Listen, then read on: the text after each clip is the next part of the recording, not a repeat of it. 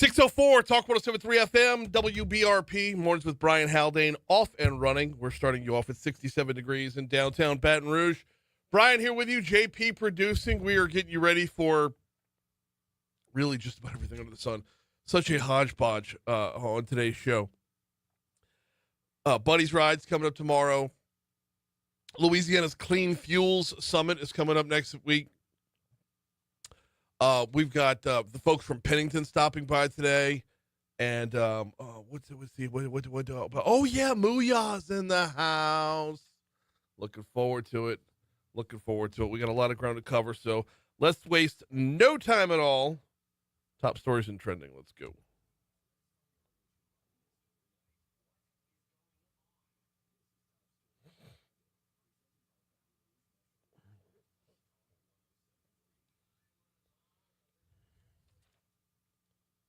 Number 5. Data from the Louisiana Department of Health shows that STI cases have been on the rise, especially across the Baton Rouge area. According to 2023 data, Baton Rouge and surrounding parishes saw more than 2,200 new gonorrhea diagnoses in 2023, more than 200 new syphilis cases, and over 6,300 for chlamydia.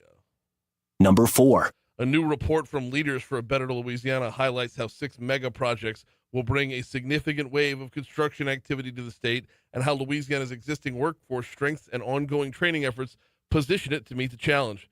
These 6 mega projects include Meta's new AI data center and Entergy's supporting power center up in Richland Parish near Monroe, 2 LNG projects in southwest Louisiana, and major projects by CF Industries and Hyundai Steel in Ascension within the capital region.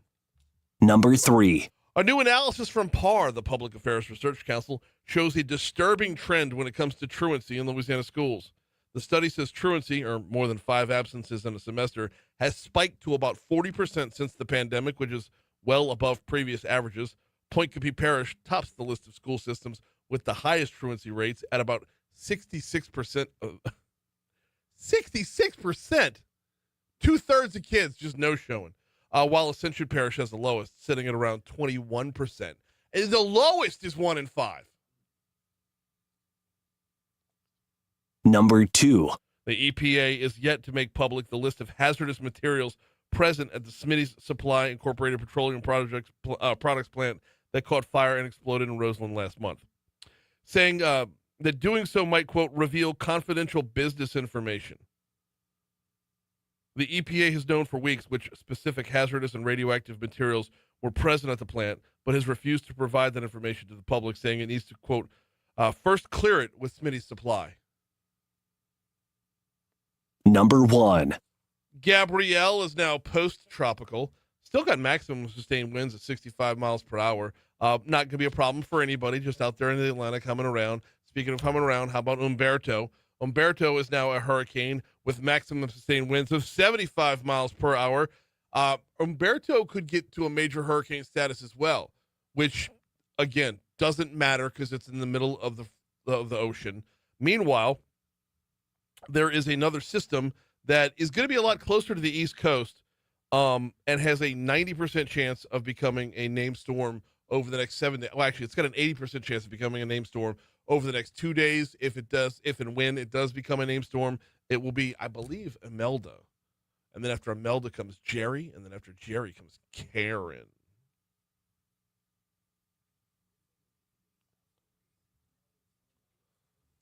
I'm telling you, JP, I will taunt Mother Nature all the way up until we have a Hurricane Karen. I will humbly back down. My tail will be between my legs. When we get a Hurricane Karen, you know it's over with. That's it, man. You know there is yeah. She's coming for you. Right. She wants to see the manager. And what's the Hurricane Jerry look like? What's the deal with storm surge? Right. I mean, hey, Amazon has agreed to pay what FTC has called a historic $2.5 billion settlement after it was accused of manipulating customers into getting and keeping Prime subscriptions. Hello. Man. Getting it, I don't understand. You don't actively want your Prime subscription? Right. Maybe I'm still brainwashed. I don't know. Oh, man. They've agreed to the multi-dollar fine. Multi-billion-dollar fine. Multi-billion-dollar fine. Billions. To settle FTC claim that it knowingly duped Prime subscribers into renewing. How do you dupe somebody? I need more background on this. Right. And the more I read, it's like, how did they, like, what? We're putting billions of dollars back into Americans' pockets, FTC Chairman Andrew Ferguson said on Thursday. But that's what I was wondering. I was hoping you had some clarification for me, because I'm wondering the same thing. How do you get duped into? Would you like to re-up your subscription? Right. Yeah. Check no if you mean yes. Like, I don't understand. It's like, oh man, no, wrong answer. Yes, the answer is yes, always yes. They're taking it. Oh man, yeah, but this is wild. It's a big amount. So here's what I want to know: as a Prime subscriber, was I duped?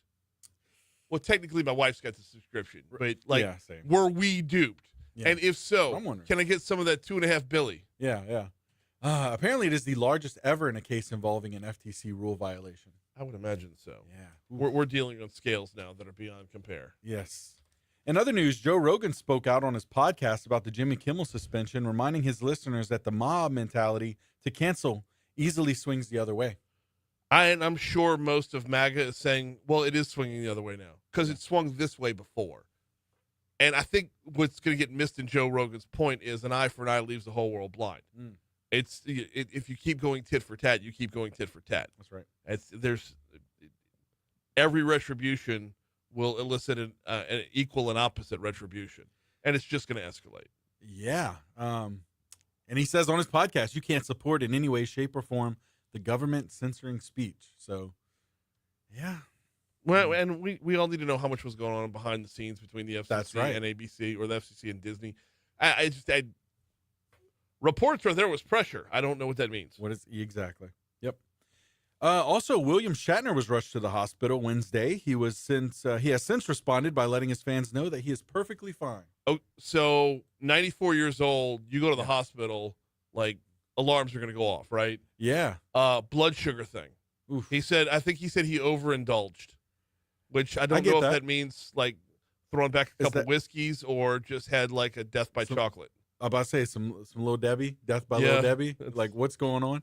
Yeah. But he does say that he's brushing off reports about his health, calling them greatly exaggerated. So, I think he quoted Mark Twain.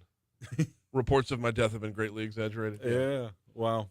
612 Talk 107.3 FM WBRP. We got a break. When we come back, we'll talk a little LSU football as they're taking on Ole Miss this weekend. Before we take that break, want to remind you about the folks over at Vex European, VEX, Vex. That's V as in Vinny. VexEuropean.com is the website. If you drive a European vehicle, it is well worth your time and effort to check out Vex European. Why?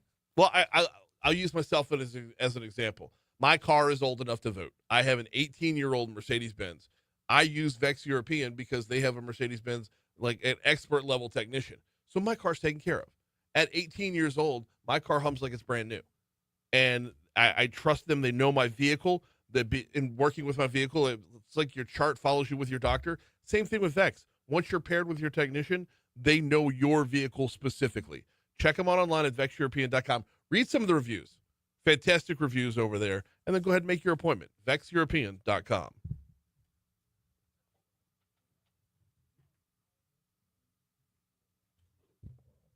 Yeah, glad to know that William Shatner's okay. Shoot. Oh, Renee says it automatically renews and charges to the card last used. So, yeah, but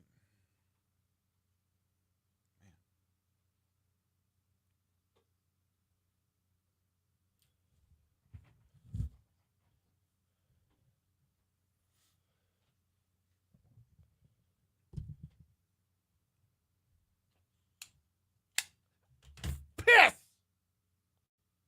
Oh, that hurt. Oh, I saw that. Ooh, dog it.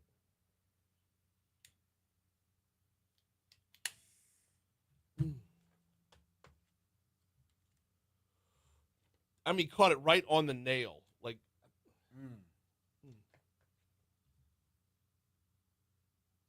where it's like that low, numb, quick pain. Yeah.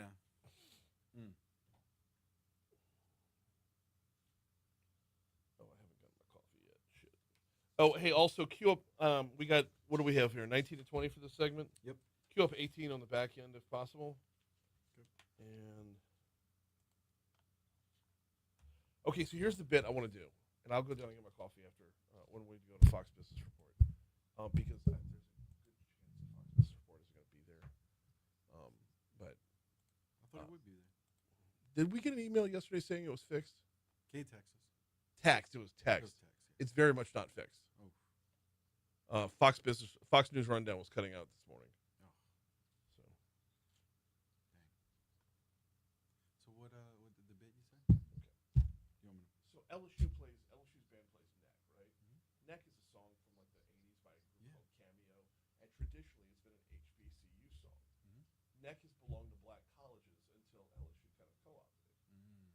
Southern's playing Jackson State this weekend, and that is one of the best battle of the bands you're going to find anywhere. So here's what I want to throw out there.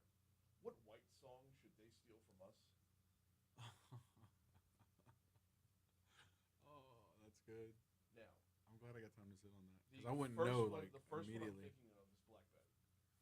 Okay. Black Betty, like, can you imagine the jukebox playing Black Betty? Oh my god.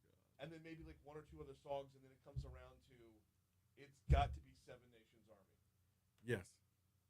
Yeah. Because the jukebox playing that, and the student section with the whoa, I mean, oh my god, that would be so fucking lit. Oh, I could see that. I don't know if I'm going to do the bit, though. It's such a good bit. I know. Such a good premise. But the problem is, you run the risk of being racist very fast. Yes. Like what might be funny to us in the studio, people will be like, I know. What are you, what?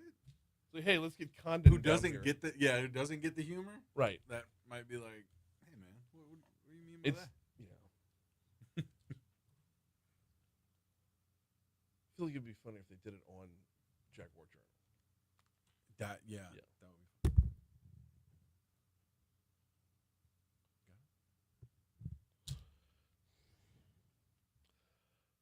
616 Talk 107.3 FM, WBRP, Mornings with Brian Haldane, rolling right along. LSU's on the road this weekend. The fourth-ranked Tigers hitting the road to take on Ole Miss for their first conference road game of the season. Ole Miss, by the way, checking in at number 13 in the nation. Senior cornerback Mansour Delane says when it comes to hitting on the road and being the villain, well, he embraces that role. I feel like I like road games better. You know, I like feeling like the underdog. I like throw trash at us, whatever it is. I just like the feeling of being hungry. And that's what I feel like we're coming in this game is people say what they want to say, but I feel like we have our chip on our shoulder this game. And every game, we just have something to prove. I don't know where I'm at on that. I mean, on the one hand, yes, absolutely, it fuels you, right? It feeds the fire. It does. On the other hand, it's like you have this vision of the Emperor Palpatine over your shoulder going, good, let the hate flow. Ole Miss is expected to start senior quarterback Trinidad Chambliss. Austin Simmons is hurt right now. Delane says it doesn't matter who's a quarterback for the Rebels, but rather how LSU's defense executes. I really don't think it changes anything. We're going to prepare the same way, and that's being the best versions of ourselves. It doesn't matter who's on the other side. If we're the best version of ourselves, then it doesn't matter whether it's the running back at quarterback, the fullback at quarterback. It don't matter as long as we execute what we're supposed to do. Kickoffs at 2:45 tomorrow. You'll hear the game on our sister station, Eagle 98.1. By the way, Eagle 98.1's game day starts at 9:30 in the morning. We'll run you up to 2 hours before kickoff. Then on Eagle, you go to the network pregame for LSU Sports Radio. And then on 104.5, I believe that's when they're going to kick over to Sports Shorts for those last 2 hours until kickoff. So if you're looking for Ronnie and Tommy and the boys, that's where they will be. Meanwhile, first thing tomorrow morning right here on Talk 107.3 FM is a Southern pregame of sorts with the Jaguar Journal. Jaguar Journal should be fire tomorrow because why? Jackson State's in town. You got Jackson State taking on Southern out at A.W. Mumford Stadium. Southern coming into the game at 1-3, but Jackson State always lights a fire under the Jaguar Nation that is difficult to replicate. That's one of those games on the calendar where you mark the Battle of the Bands every bit as much as you mark the game itself. So that one's going to be lit. We've actually got a little bit more to cover in sports, but we need to take a break. Actually, before we take that break, let me remind you, Ken Trahan's original, The original Prep Football Report right here this evening, 6 to 11 p.m., brought to you locally by Dr. Pepper and the Harold Perkins Jr. Tuition Program. Here comes the Fox Business Report on Talk 107.3.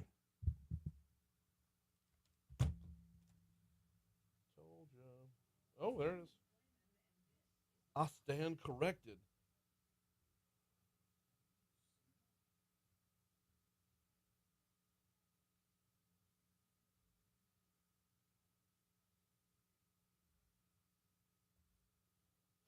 Duty.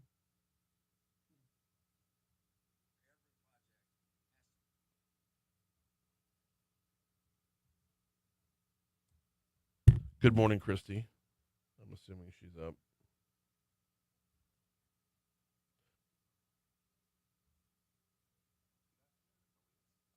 Good afternoon, Philly.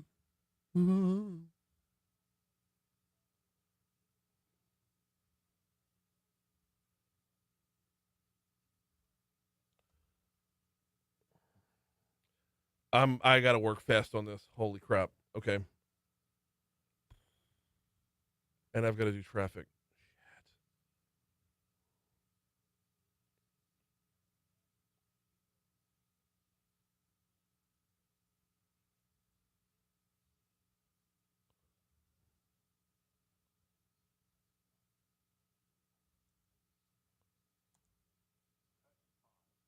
Shit. I want 6, 7, and 8.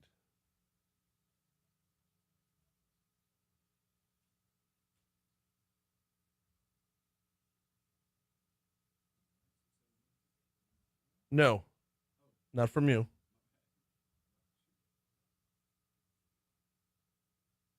Moving way too fast. This is going to F up. I know it's going to F up. Come on, Haldane.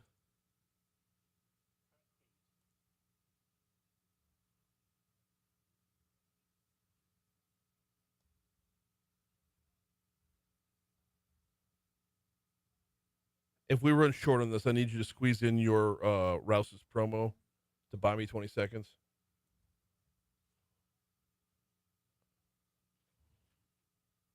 And I'm sending you 3 cuts called B1, B2, and B3.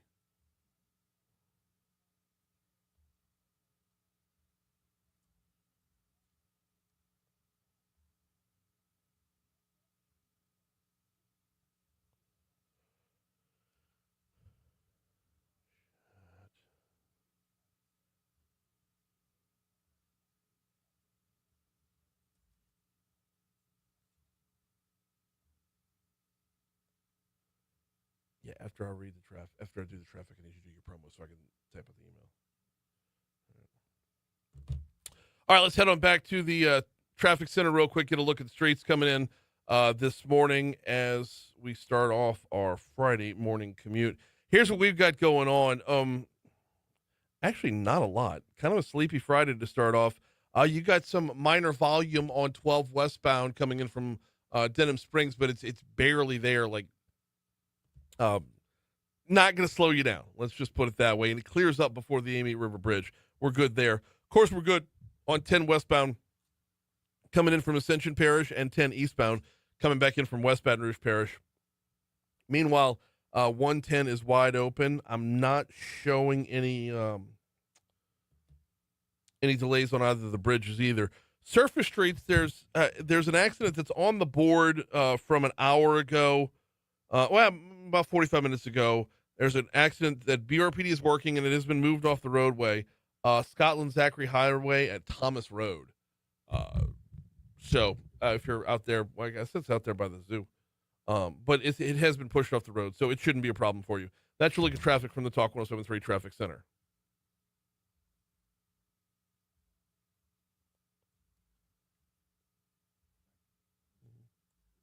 Mm-hmm.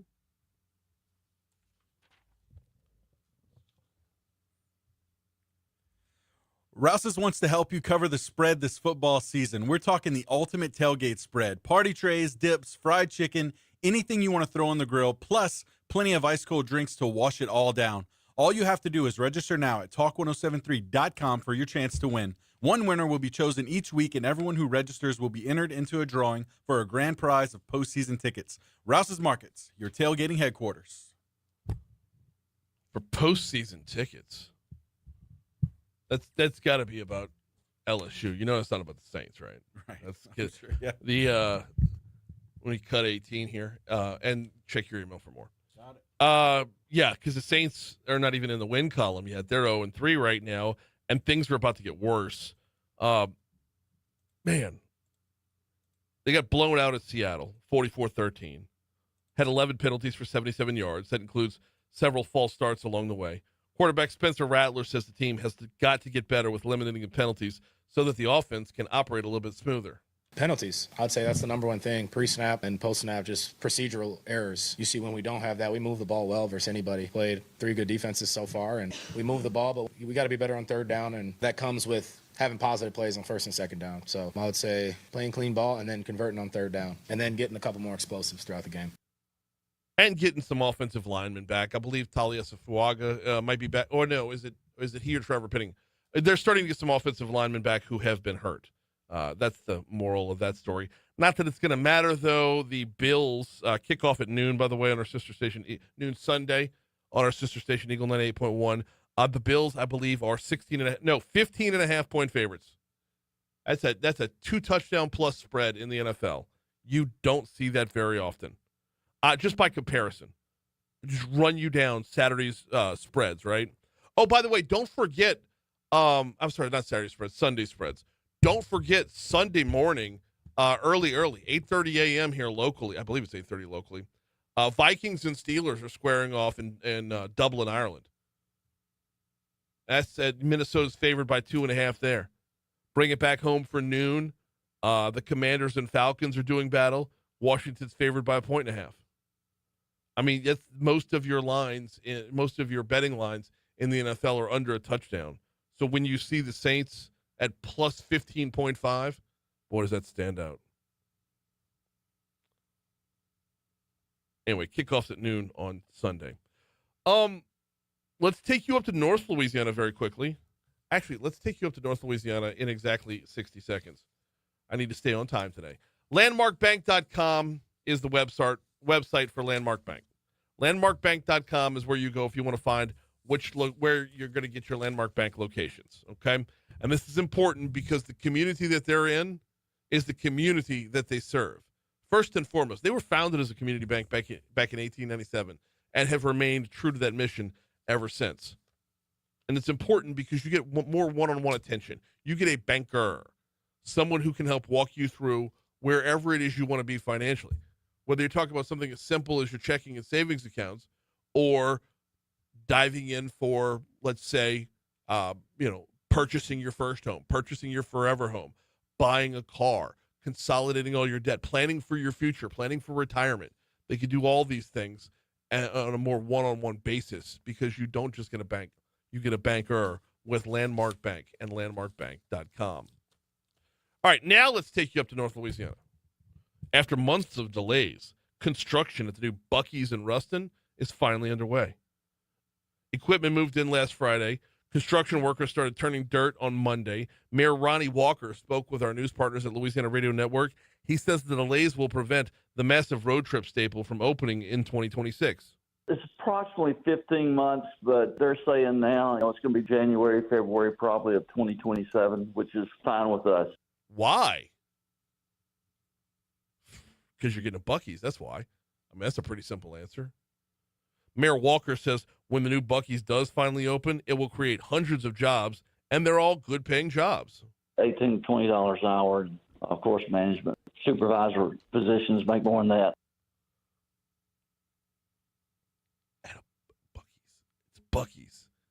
And the overblown gas station is this entity that I don't know that we're... Between the building itself, the services and products themselves, the employees, but more than that is the hype and rage or the hype and rave that surrounds every one of these things. People just go absolutely nuts for Buc-ee's. Walker says the quality of the jobs goes far beyond that $18 to $20 an hour with the starting wages. You get health insurance, plus you have the 401k. And the health insurance part is so important, especially in North Louisiana. And that's a big part of this too. Is when you're talking about jobs, it's not just the pay; it's all the benefits as well. The benefits probably count for more than the pay when it's all said and done. By the way, the Buc-ee's in Lafayette construction is also underway over there. So even though Mayor Walker doesn't view this as a race, there could be a little bit of friendly competition as to who gets to be the first Buc-ee's in Louisiana. Okay, let's go. Let's get a little competition going. Which Buc-ee's is going to open first? Honestly, selfishly, we gotta pull for Lafayette on this one, just because of proximity. I mean, I'm not up by Ruston very often. I don't think any of us are, at least not often. So let's go Lafayette. All right, we gotta hit news, traffic, weather. Come back, we'll talk with Matt Flynn about a little LSU Ole Miss football.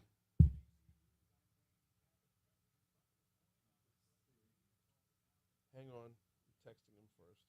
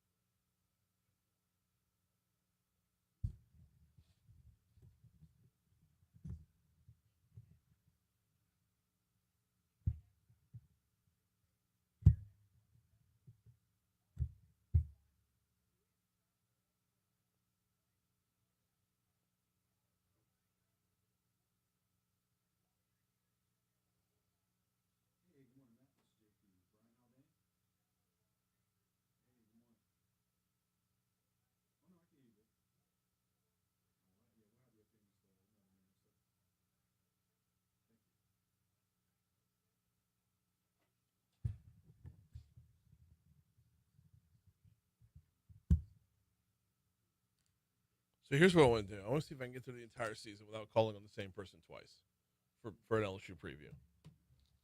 And we had Blair for the first game. Obviously, we're calling on Hester for Florida. Yeah. Yep. We had Taylor went to Southeastern, so that was there. Yeah. Got Matt up next. We brought on Hunt since the season started. I think we had Haney. Haney was La Tech. Yeah. So I don't think. So I've still got to hit Hunt and Moscona, and I guess I should hit Gordy at some point.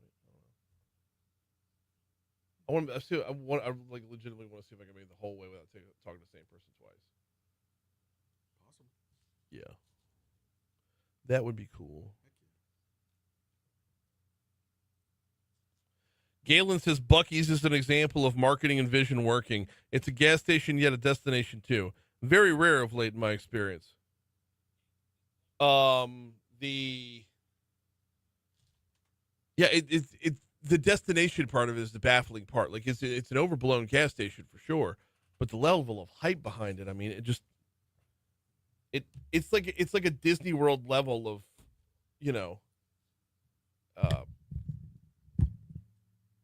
like that level of passion from its fans. It's a gas station with fans. Yeah. I mean, normally if you're a gas station with fans, you're like, Brothers with the fried chicken or the Triangle. Like, where's that place that Coach O used to go that got chicken on a stick? Like that's, but that you don't get that kind of fandom. You get what, beaver nuggets? Oh, those are good. Yeah. I can't do it with the Buc-ee. Like it's too much for me. Yeah. It can be overwhelming. So a little overstimulating. Overstimulating. Yeah. Yeah.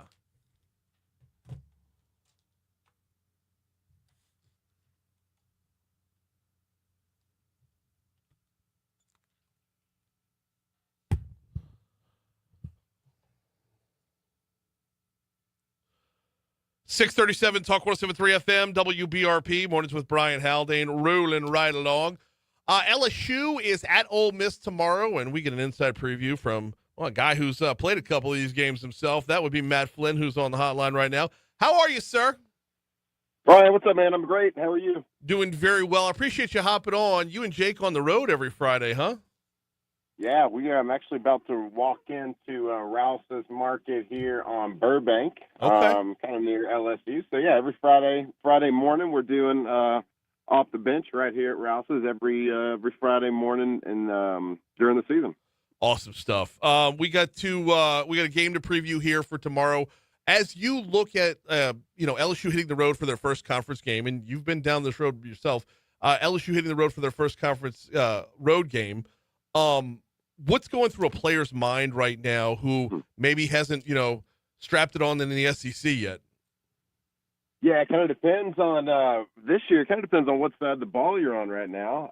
They're on the road, but this is not their first big road game of the year. So they're a little bit seasoned. They, of course, they started the season opening game against Clemson. Yeah. So they've got those hotel jitters kind of out of the way. Those first hotel jitters out of the way. So. I can imagine they're fired up to play a game. Their defense, we have one of the top defenses in the country, certainly in the SEC. So I know that they're going to be flying around, and we have an offense that needs to kind of step up and start playing a little bit better than they have in the big games. Now LSU, of course, 4-0, one of the top ranked teams in the country, taking on Ole Miss. So LSU, we got a 4-13 matchup, and listen to this stat. This is the first time LSU and Ole Miss have faced off as an undefeated, each team being undefeated since 1959. Both teams are 4-0, and they go into this game undefeated. Now, with the caveat, they usually play a little bit later in the season. Right. But first time both teams have been undefeated since 1959, which people tell me that's been a long time ago. Checking my notes, yes, it was. We got Matt Flynn on with us. And yeah, to be fair, it's a lot harder to be undefeated by Halloween than it is for the opening of October. So exactly. Let's talk a little bit about Trinidad Chambliss. What do we know about this quarterback? What is LSU going to be? LSU's defense could be squaring up against? Yeah, is a really talented kid. He's a small school transfer that came in and has taken over for Austin Simmons, who had a little bit of a foot injury. Now this guy can really run. He's a speedster. And Lane Kiffin has designed an offense kind of his skill set with a lot of zone reads, a lot of designed quarterback runs, and has actually thrown for a decent amount of yards, thrown for over 300 yards in his only 2 starts of the year. And he started the last 2 games in replacement. And they've decided late in the week to start him again because of the success he had. And I'm sure their day one starter is not at 100%, but a very dangerous guy. Now his skill set, I think, matches up pretty well with the LSU defense, because the LSU defense is just, frankly, they are fast, and they are a nightmare for any quarterback, certainly. But this guy, Trinidad Chambliss, he's going to have to make a lot of plays with his arm, and I think the defenses that he has faced the last 2 weeks don't hold a candle to LSU. So we have the advantage there, but he has a puncher's chance because he can beat you to the edge. He can beat you with his feet, and he can make some good throws. But we'll just see how he can adjust and make his reads and adjustments to that LSU defense that is so fast.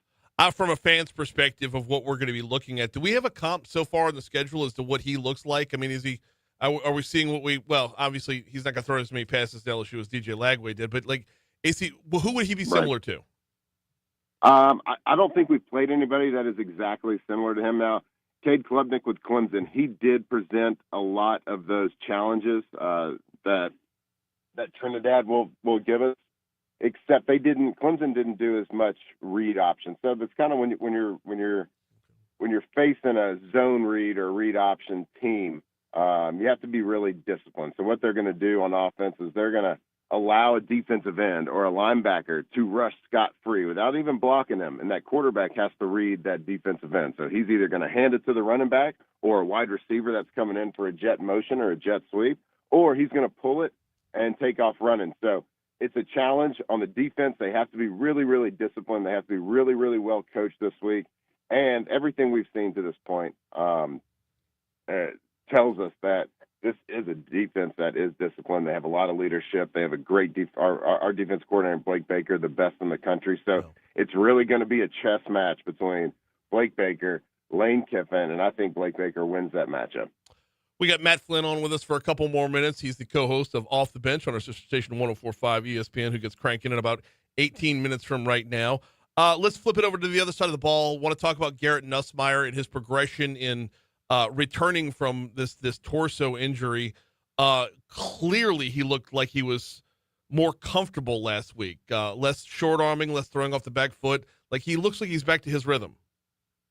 Yeah, and we don't know what the torso injury is. We had our LSU's team doctor on a couple of weeks ago, and I mean it's anything from the neck to the pelvis. So it could be a whole litany of things. We don't really know what it is, but it certainly seemed like, from an optics standpoint, from a fan standpoint, that it was affecting his performance, and it could have even been affecting the play calling. So from all reports from Brian Kelly, he is feeling better, getting better every single week. And certainly that showed its head last week against Southeastern when the offense was dominant, which you would expect them to be dominant in a game like that.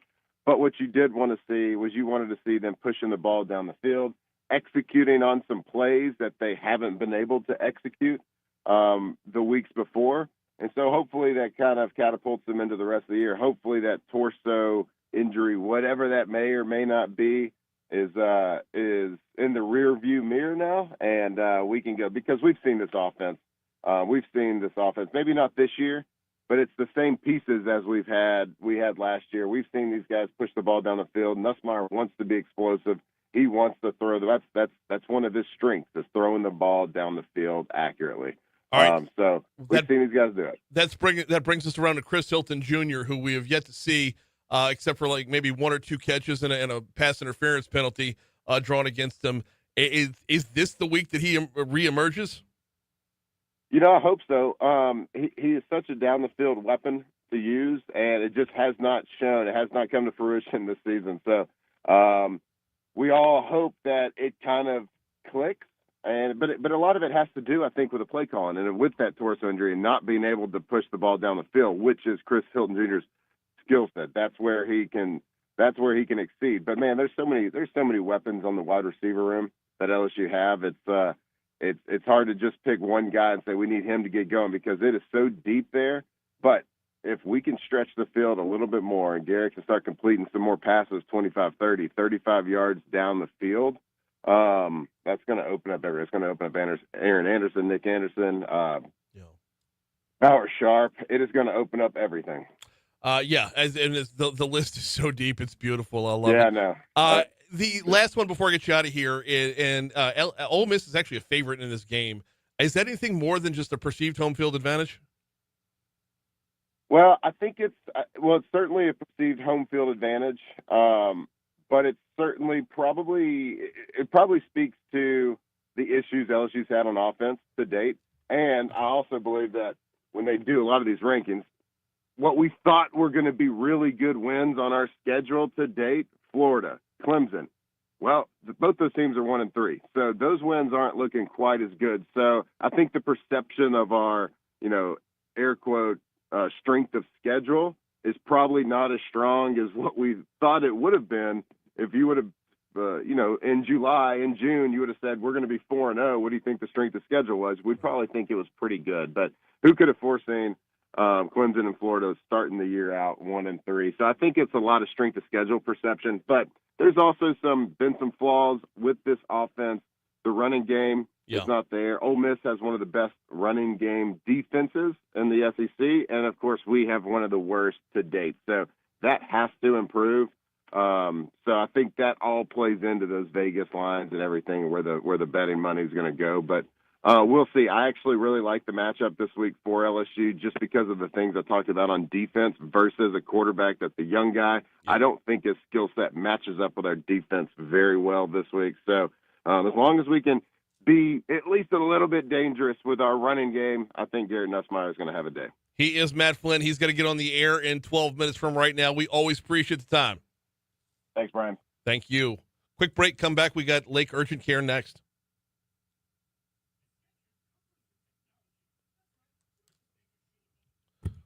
Galen says, careful, Matt Flynn. Don't mention LSU offense issues.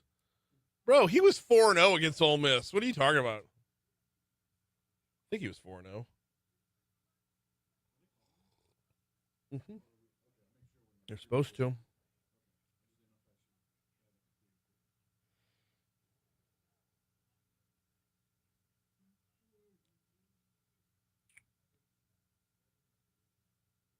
Byron says, I feel the same way about Total Wine. Talking about Buc-ee's. So I like me some Total Wine, but I get in and get out, man. That's a mostly because of where it is.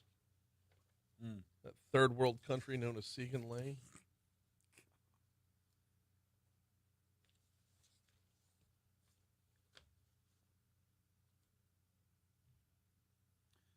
Are we skipping your money now or no? No, we're going to join it. We join them at 52. It's an 8-minute segment, or 7:50. Okay. I just didn't know if you wanted to. Yeah, it's good. Give them more time or what?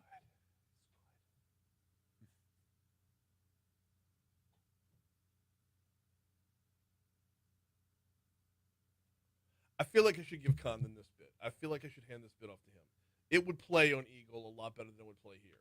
Because a lot of the music that would be talked about would be Eagle music. Yeah. Makes sense. I should have given it to him before today. I didn't think of it till last night, though. One of those, like when I'm just laying there in bed at like 1:45. Christy's like, "Why aren't you asleep?" And I'm like, I'm thinking about it. I got a great premise. Yeah. I don't have punchlines. The premise is awesome. Did Facebook hear the premise earlier? Yeah. Okay. You didn't have your mic was on. Okay. You did pull your mic away, so I don't know. But it was on. So I wonder if they caught it. If they did, they didn't respond. All right. Should we? Why not? Let's go ahead. All right, Facebook. I'm working on a bit, and I'm thinking would get it. Yeah, and I'm probably going to hand it off to Condon because it's a better bit on Eagle than it is over here. Neck originally by Cameo, right? That LSU plays. Well, it was traditionally an HBCU song. Like the HBCU bands would play neck, and then LSU kind of co-opted it a little bit, made it our own. We were very profane when it's played. So Southern and Jackson State are playing tomorrow, and that's one of the best battle of the bands you're going to find ever anywhere, right? So I want to know what quote unquote white song should they co-opt, and would just sound infinitely better coming out of the human jukebox.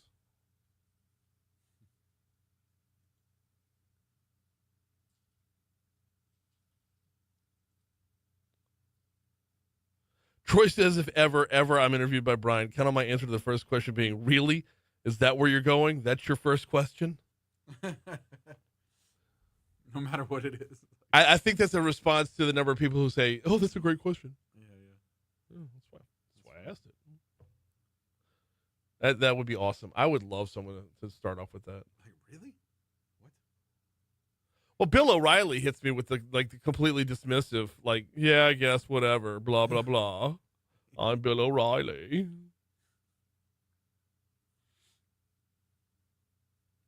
I don't know why me doing Bill O'Reilly sounded like Dana Carvey doing John McLaughlin. I'm Bill O'Reilly.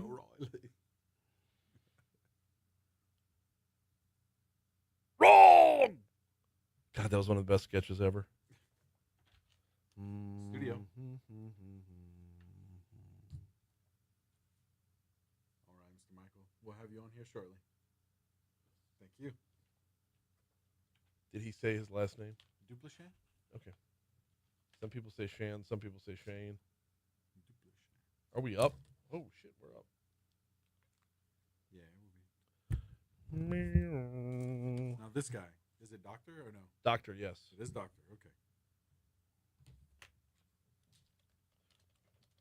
Oh.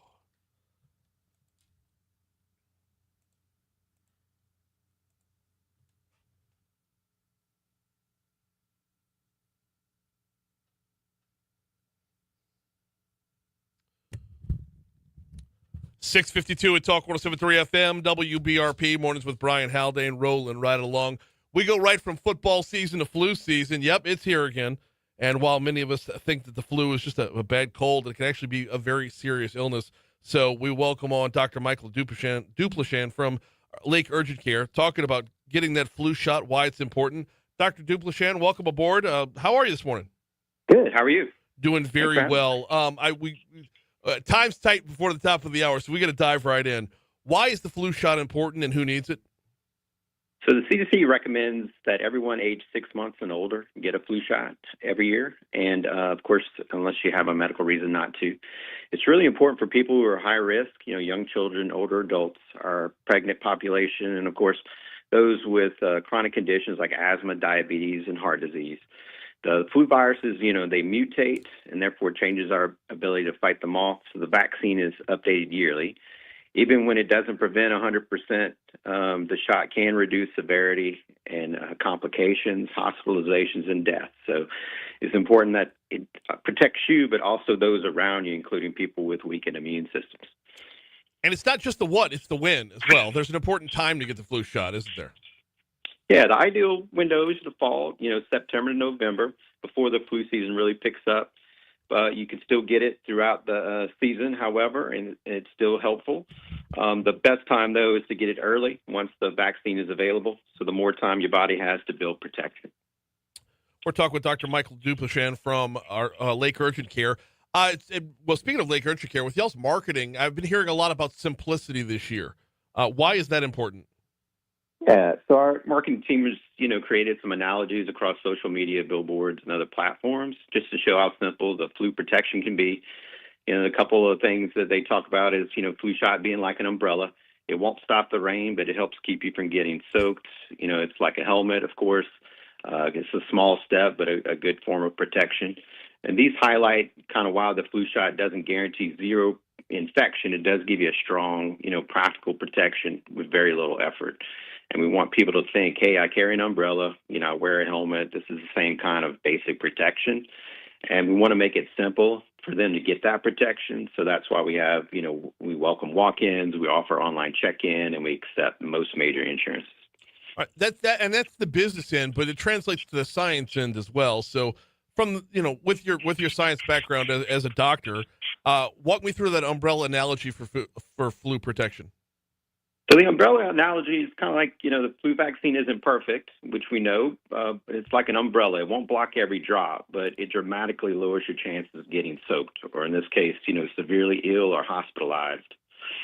When it comes to the helmet analogy, it's, speaks to prevention. It's just like a helmet. It can't stop the crash from happening, but it does reduce the risk of a devastating injury. The flu shot reduces your risk of serious complications like we talked about, ICU stays, and death. Both, a small action, but with a big payoff medically, and that's what vaccines do. And, of course, it's not just for ourselves. The more people who are vaccinated, the fewer opportunities the virus has to spread, and that helps shield the vulnerable groups like young children, elderly, and those with the weakened immune system. We're talking with Dr. Michael Duplashan from Lake Urgent Care about flu season and getting your flu shot. Let's talk about the flu itself, if we could, Doc. I want to talk about a lot of people view the flu as like a bad cold, but it's completely different, isn't it? The flu really is much more than a bad cold. Every year it sends thousands of people to the hospital, and sadly, it can result in death. Last season was actually classified as a high-severity flu season nationwide with a lot of hospitalizations, more than we've seen the past years. And the eye-opener is about 70% of those patients were hospitalized hadn't gotten their flu shot. And, of course, Louisiana has been called out as a flu hotspot, which it's been for many years. And we've seen a lot of flu-like illnesses, in our clinics, seen a spike for sure, and we've definitely noticed that right here locally. We don't, the CDC data, state reports, and what we see is clear. Flu can lead to things like pneumonia, ICU stays, long hospitalizations, or worse. And even that can happen in people who are perfectly healthy. So, very important. Is there a reason Louisiana was a hot spot? I mean, is there any kind of translation to, being able to track how many people got the flu shot versus how many people got the flu? Like, why did we stand out? It's really hard to say. We don't always get the parish level numbers, right away. That's fair. But, there are, we do know that vaccine rates are pretty low here in Louisiana. Yeah. Historic. Yeah. And the strange thing there is you would think there might be a little bit of shot fatigue lately with the recent pandemic, but we are our numbers date back well before the pandemic. Skipping the shots kind of a tradition around here that we probably should think about breaking. So when it comes to breaking that tradition and actually getting the flu shot, why should someone come to Lake Urgent Care for their shot instead of like waiting for their next doctor's office visit? I mean, it's it's the now. Let's talk about the now. Why go to Lake Urgent Care? Well, of course, like we said, you want to get it. You want to get it before the season starts. And here, at Lake After Hours, Lake Urgent Care, walk-ins are welcome. You don't need an appointment. You can register online. Hold your place before you arrive, which reduces, your time to wait. We accept most major insurances, so the out-of-pocket cost is minimized. We, can administer the flu vaccines to patients aged 4 and up, which covers many in our community. Our medical staff are trained professionals. We maintain, our proper cold chain. We monitor for adverse reactions while the patients are there, and we adhere to best practices. And this is not just a simple campaign. It's not just marketing. It's a commitment to the community, and we really feel it's important. Hey, before we get you out of here, just closing thoughts. The elevator pitch as the season gets near. Getting that flu vaccine, it's a low effort step with a high potential reward for both you and the community. It doesn't have to be complicated. We believe protection should be simple. We back that up by making it easy at our Lake Urgent Care clinics. If you are ages 4 and up, come on in, check in online, get that shot, use that umbrella, wear the helmet, protect what matters. If you want more information, you can read about it on lakeurgentcare.com or follow us on Facebook or Instagram. If you're 4 years old walking into a Lake Urgent Care, I've got questions. No, I'm just kidding. He's Dr. Michael. Bring him in. Say again? I said bring him in. Yeah, let's go. He's Dr. Michael Duplashan. It's important this time of season. We're talking about the flu shot with Lake Urgent Care. We always appreciate the time. Thank you so much.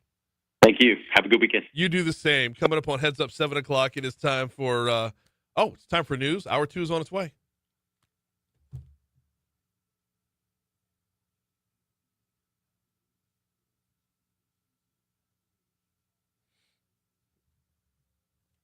a toddler. Look at a 4-year-old. 4-year-old walking in, you know. Wear like a little Paw Patrol t-shirt. Got his Cheerios in the thing. That might be too old for that. Just walks into a Laker. Just hears like, jab me, boss. Do it.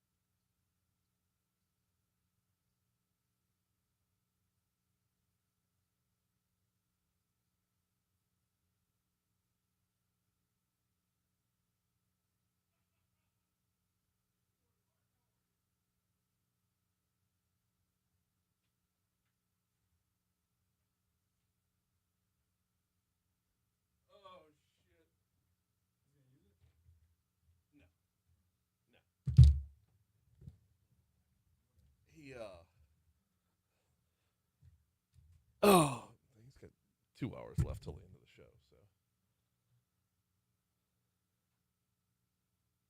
So a rabbi and a toddler.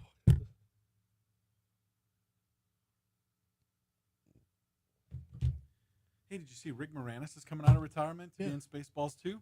Yeah. What the freaking freak? Yeah. It's awesome. You want to throw out one of your trending stories and replace it with that? No, we ain't got to do that. Why not? It's a good conversation. Do we want to hit William Shatner and then like quickly move Throw on out to William Shatner. We already did that. Okay. It wasn't even trending really. Oh, okay. 7:05, Talk 107.3 FM, WBRP. Mornings with Brian Haldane rolling right along. Hour 2 coming your way right now. Brian here with you, JP producing. What are we doing this hour? Let's see. Buddy's Ride's coming up tomorrow. That would be named, of course, after the late Buddy Amoroso. Denise Amoroso, Metro Councilwoman, going to be in with us on our next segment to talk about that.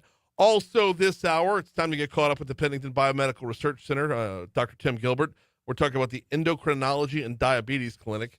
That'll be later on this hour. Right now, though, by the way, Brian here with you, JP producing, and we're starting off your second hour still under 70 degrees. We're at 67 in downtown Baton Rouge. Top stories and trending. Let's go.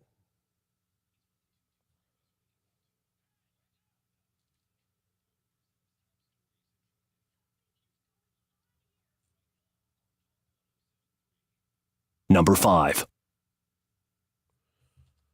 Oh, here we go. When we talked about the flu shot, things get worse from there. Data from the Louisiana Department of Health shows that STI cases have been on the rise, especially across the Baton Rouge area. According to 2023 data, Baton Rouge and surrounding parishes saw more than 2,200 new gonorrhea diagnoses, more than 200 new syphilis cases, and over 6,300 cases of chlamydia. Number 4. And that's just the 2023 numbers. A new report from Leaders for a Better Louisiana highlights how 6 mega projects will bring a significant wave of construction activity to the state. A couple of them are up north, Meta's new AI data center and Energy's supporting power center in Richland Parish. Over in the southwest corner of Louisiana, you got 2 LNG projects, and then you got major projects by CF Industries and Hyundai Steel in Ascension Parish within the capital region. That should bring a lot of construction to the state over the next few years. Number 3. A new analysis from the Public Affairs Research Council shows a disturbing trend when it comes to truancy in Louisiana. By the way, they define truancy as 5 absences in a semester. It has spiked to about 40% since the pandemic, which is well above previous averages. Get a load of some of these numbers. The best that there is, Ascension Parish at around 21%. So the best that we can do when it comes to truancy is 1 in 5. The worst, Point Capee Parish at 66%. Number 2. This is a story we're going to dive deeper on next week. The Smitty's supply explosion from over a month ago, the contamination either on the property or around the property or down the Tangipahoa River. We've had one eye on it, but it's about to get increased. Why? The EPA is yet to make public the list of hazardous materials present at the Smitty's Supply Incorporated Petroleum Products plant that caught fire and exploded over a month ago. Why? Why won't the EPA talk about what is on the ground or in the water? Because it might reveal, quote, confidential business information, and Smitty's hasn't given them the go-ahead yet. Yeah, he said with a straight face. Number 1. Got to take you to the tropics for number 1. Gabrielle is now in post-tropical status, post-tropical cyclone status. Maximum sustained winds holding on at 65 miles per hour. Meanwhile, Umberto is now a hurricane with maximum sustained winds of 75 miles per hour. Umberto could get a lot more severe over the course of the weekend, but it's not going to matter because Umberto's nowhere near land. Meanwhile, you've got another system that's a lot closer to land and could be moving in on the East Coast. There is a system of showers and thunderstorms continuing to show signs of organization in association with a tropical wave located near Hispaniola, Turks and Caicos Islands, and eastern Cuba. It has an 80% chance of becoming a named storm over the next 2 days.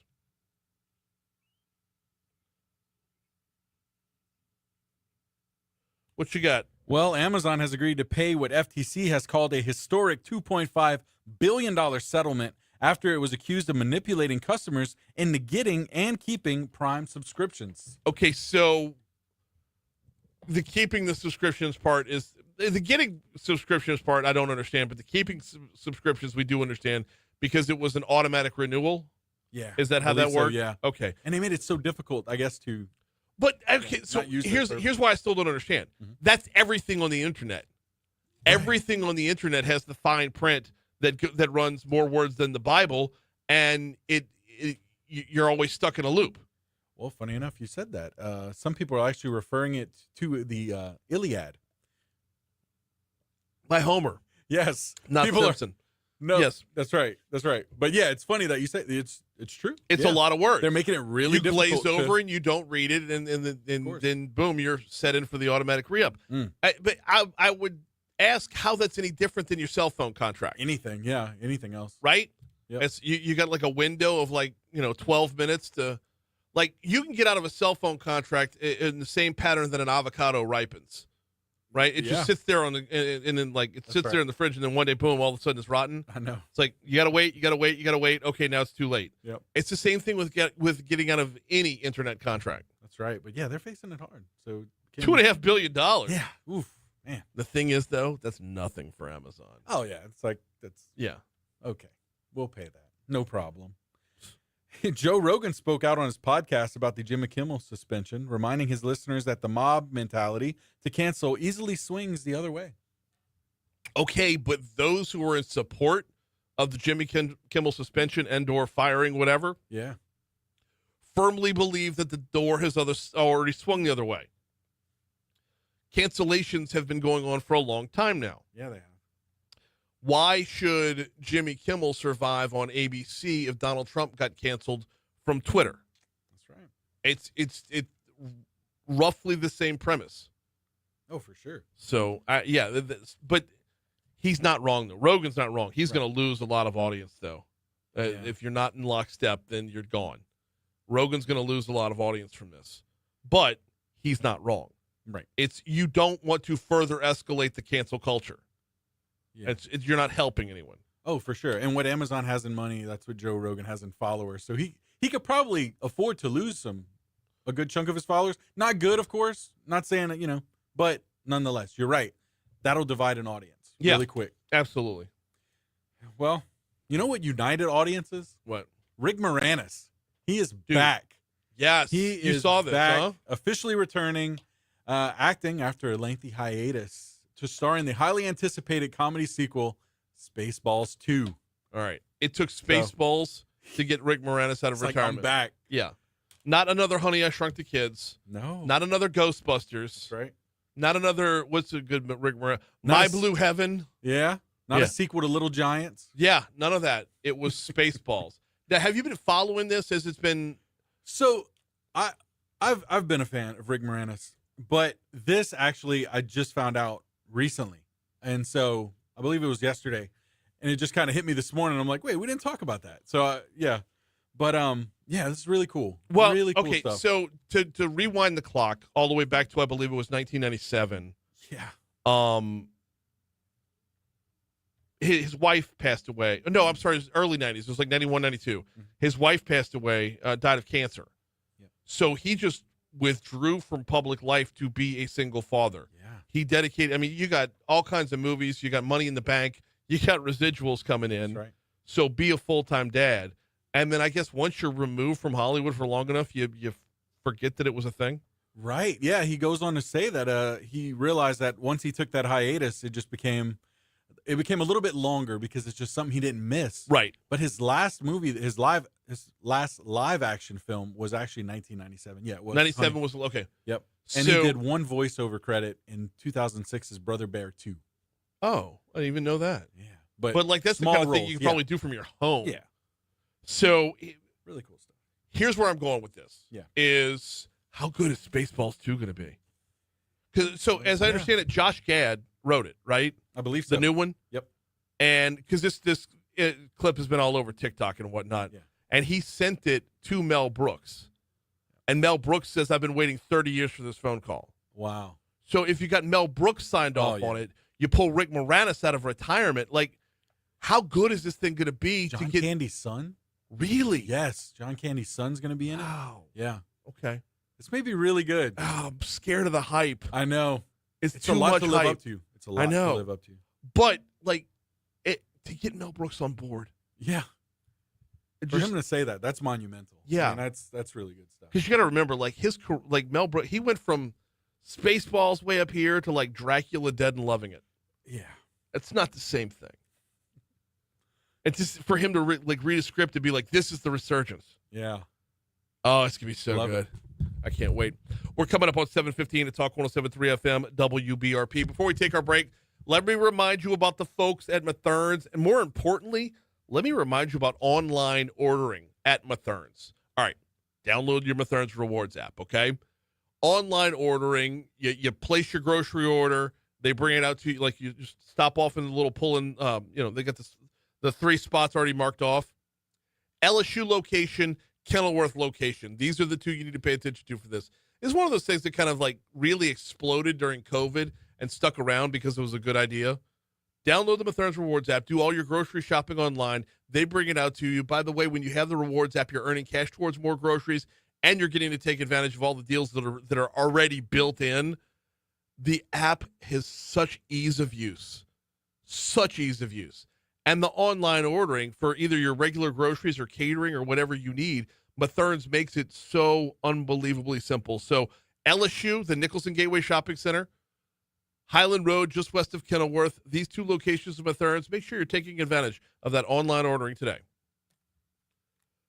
Oh, Nelly.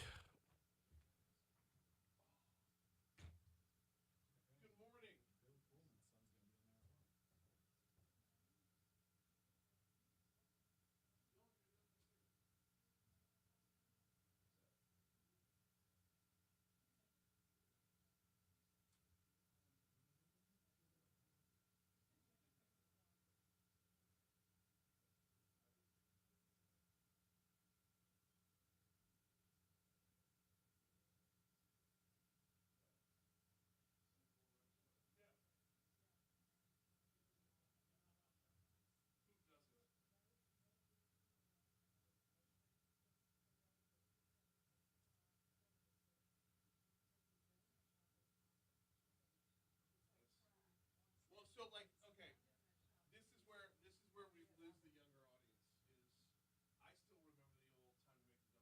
I do too. My daddy and I love to watch. I walk in here at 4:45 in the morning. Is when I walk in the front door, and every single morning I had that roll through my. I'm making donuts. Well, I had that thought in my mind while I was in the donut shop. Well, I gotta say, the best donut place in the world is We go there once a month after church. Yeah. So, yes, because when you've got a family of 5, we go take over a conference room. And they are unbelievably nice. I tell you, there's another one who's unbelievably nice off of Sharp and Florida Boulevard. Junust Donuts. What is it? Junust. Junust. Yes, it's Junust. It's the husband and wife. Get this. The husband's name is August and the wife's name is June. Seriously. Junust. So it's like you're both named after months. They're Vietnamese.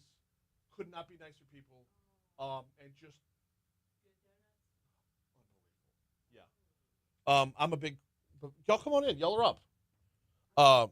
I'm a big Bavarian cream guy. Bavarian cream.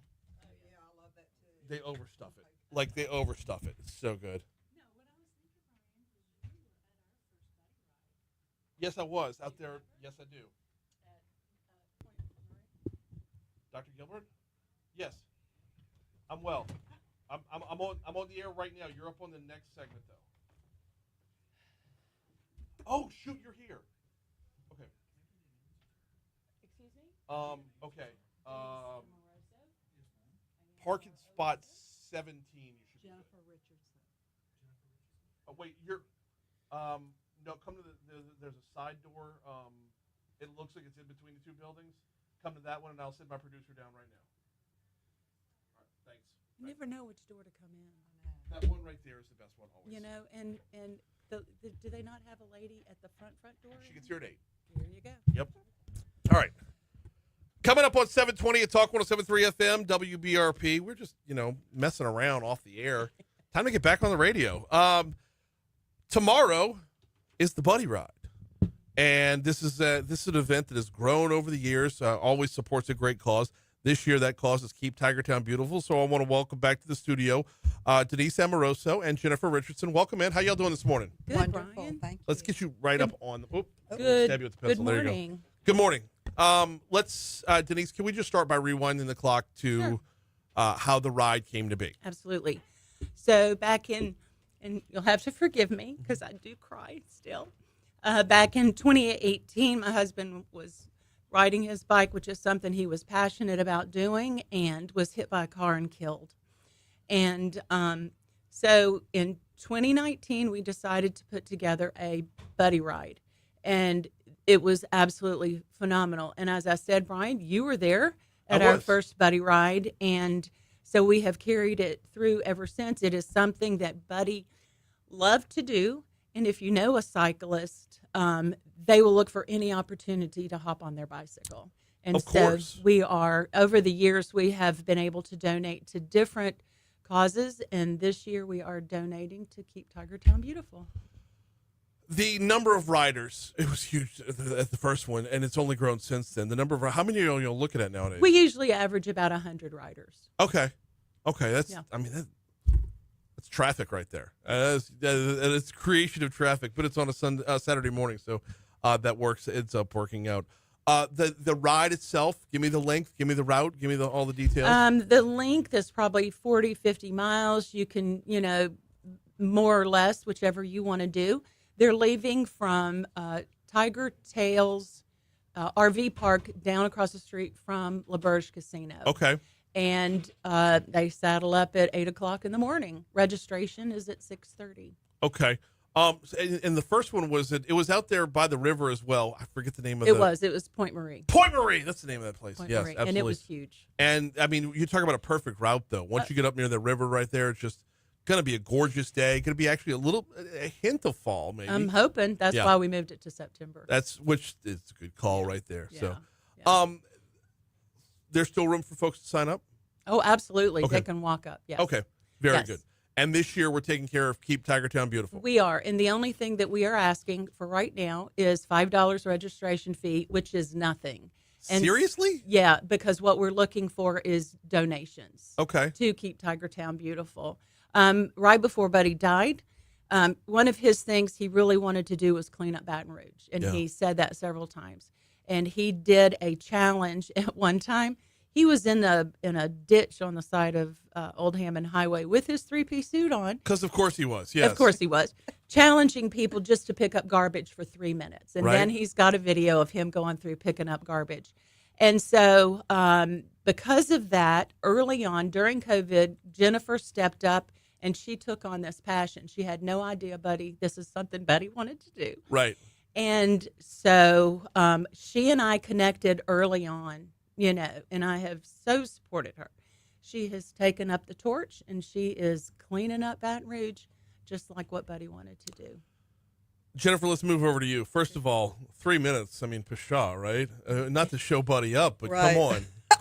Well, I always tell people just get out there for 1 minute, because I know when they go out there for 1 minute, they can't stop it. It's like eating a Lay's potato chip, right? Totally. Absolutely. You go, oh, wait, got to get that can, There's got to one get more. that cup, got to get that cigarette butt. Yep. So it's totally addictive. I never met Buddy, but I feel a strong connection to Buddy because of Denise and everything she's told me about Buddy and his plan to clean up Baton Rouge.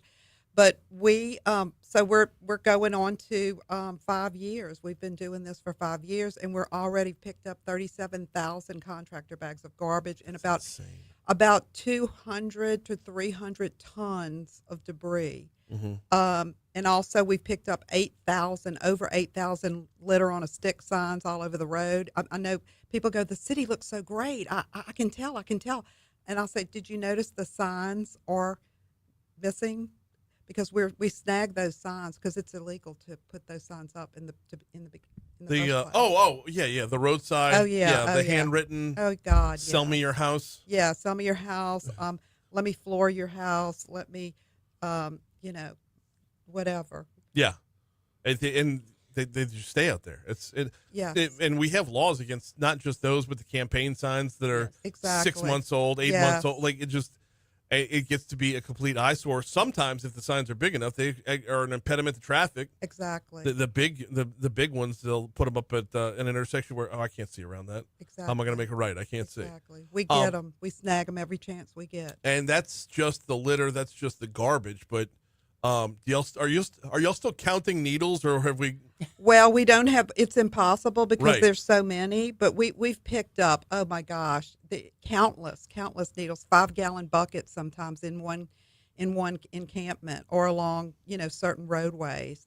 But hopefully we're getting a lot of help now from the sheriff's office and the Baton Rouge Police Department, where we did not get a whole lot of before, but now. They're wanting to help us. I have them at the end of the exit ramps now during rush hour traffic, and panhandling is illegal. Yes, it is. Totally illegal. So they are arresting panhandlers and finding out that 90% of them are felons and wanted. It's been a wonderful thing that this is going on, because we're cleaning up right now. We started out cleaning litter up. We're cleaning lives up now and landscape. So the lives that we clean up, before we go into these drug encampments, we send out a peer group from the Grove Recovery Center. They go in and offer help to the people, tell them we're getting ready to clean this up. Do you want to come in and get help? And they offer them help and recovery and a job and a place to live and a way to and from work. Yeah. It's a full circle recovery program. So, they're not just getting rehabbed and thrown back out on the street without a car, without a job, without a prayer. They also go to church and they do serve hours with us. So I can get 100 volunteers to clean up a horrible area, Right. just like that. And they love it. They absolutely love And doing it. And a lot of them lived under right. these bridges. And Which changes the game, because they're not just picking up litter. They're like, come on, Jeff. Like they know the people who are there, right? Exactly. They go into these encampments. They know the people in there, and they are able to get them out and get them into recovery. And so what's going on right now? I mean, I have goosebumps when I'm talking to you about it, because I want to love. We want to love up on the people first. We want to take care of the people that are truly addicted and that want help. Want is the operative word. And then the people that are bad actors, we want to take those people and get them in jail. Yeah. The people that are causing havoc Right. in our community. And then we have the one-way bus program. So people that come here from other states and they're here and they don't have a job, they're trashing our city, and they're doing criminal activity or whatever, misdemeanors, we can put them on a bus and get them out of the city, get them back to where they came from. Okay. So we're on it like white on rice, believe me. We got about 3 minutes left. We're talking with Metro Councilwoman Denise Amoroso and Jennifer Richardson from Keep Tigertown Beautiful. I got to stick with Jennifer here for just a minute, because I remember when you first started, and we were in the pandemic. Yes. And there were a number of questions that came up along the way. Some of us were a little more cynical about your mission than others. That's right. Because the first question was, once the pandemic's over and everybody goes back to their lives, are they going to stop caring? And 5 years later, I think it's safe to say, no, they still care. Right. The second question was, are you going to clean up an intersection, and then 3 days later, it's right back to where it was? Now, it kind of is, but progressively it gets better. Yeah. Has there been steady progression to where you'll go back to an intersection you were at a year ago, and it's like, well, it's not as bad as it was then. It's not great, but it was not as bad as it was then. Exactly. So when we first started, we could put our finger on a map and close our eyes and put our finger down and say, let's go there today. And we'd pick up 65 to 85 bags of garbage in a couple hours. But now we're picking up maybe 20 bags or maybe 15 bags or 7. So that's improved.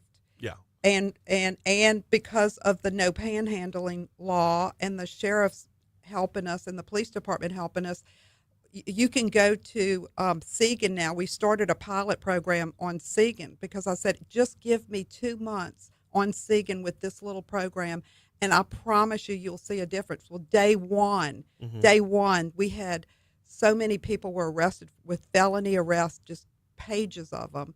And we were able to put the other people go into the Grove, and then the one-way bus ticket. But by the end of that day, people were calling me. They said, there are no panhandlers on Segan. Oh, my God. Right? Even the mayor called and he said, Jennifer, I'm loving this. You know what? I told you 2 months, but if this continues, we can do this indefinitely. We got Jennifer Richardson and Denise Amoroso in with us. And yet to think the original mission of just picking up litter has gone to scale. Because at every turn, people have responded, Jennifer. Like Yes. at every turn, when you needed more bags, people donate more bags. When you needed a truck that you didn't even know you needed, a truck got donated. Right. And now it's scaled up to where you're seeing law enforcement and elected officials involved, and it's kind of a reflection of we so often forget we're a government of the people, by the people, and for the people, and this is people. Right. That's So right. people. That's right. To see it scale up like that and the response like that, there's hope at the end of the day that Baton Rouge can be all right. Yeah. So. And God is running this. This is led by my faith and other people, our faith in our city and our God. And God's been doing this to me, nudge. Yeah. He nudged me the whole time that I was picking up litter because I kept getting thrown into the drug problem. What, and you got needles, you got guns. Yeah, I mean, y'all picked up dead more than body. Dead bodies. Don't forget about the dead body. I'm not forgetting about the dead body. I wasn't going to bring it up, but I didn't forget about it. Before we get y'all out of here, we got news bearing down. And before we get y'all out of here, let's run down the details one more time for those that want to come on out. I do want to say one thing, if Go I for may, it. Brian. The Of course. nice thing is about Jennifer and her little warriors is that it is 100% citizen-driven, citizen-donated. There is no government money involved whatsoever. Right. And that is the unbelievable thing, that they're able to do all of this. And so that's why we are asking people that if they don't want to ride, they can donate to Tiger Town Beautiful in Buddy's name, and everything will be appreciated. But again, it is down at Tiger Tails RV Park in the morning. Sign-in starts at about 6:30, and they saddle up at 8 o'clock.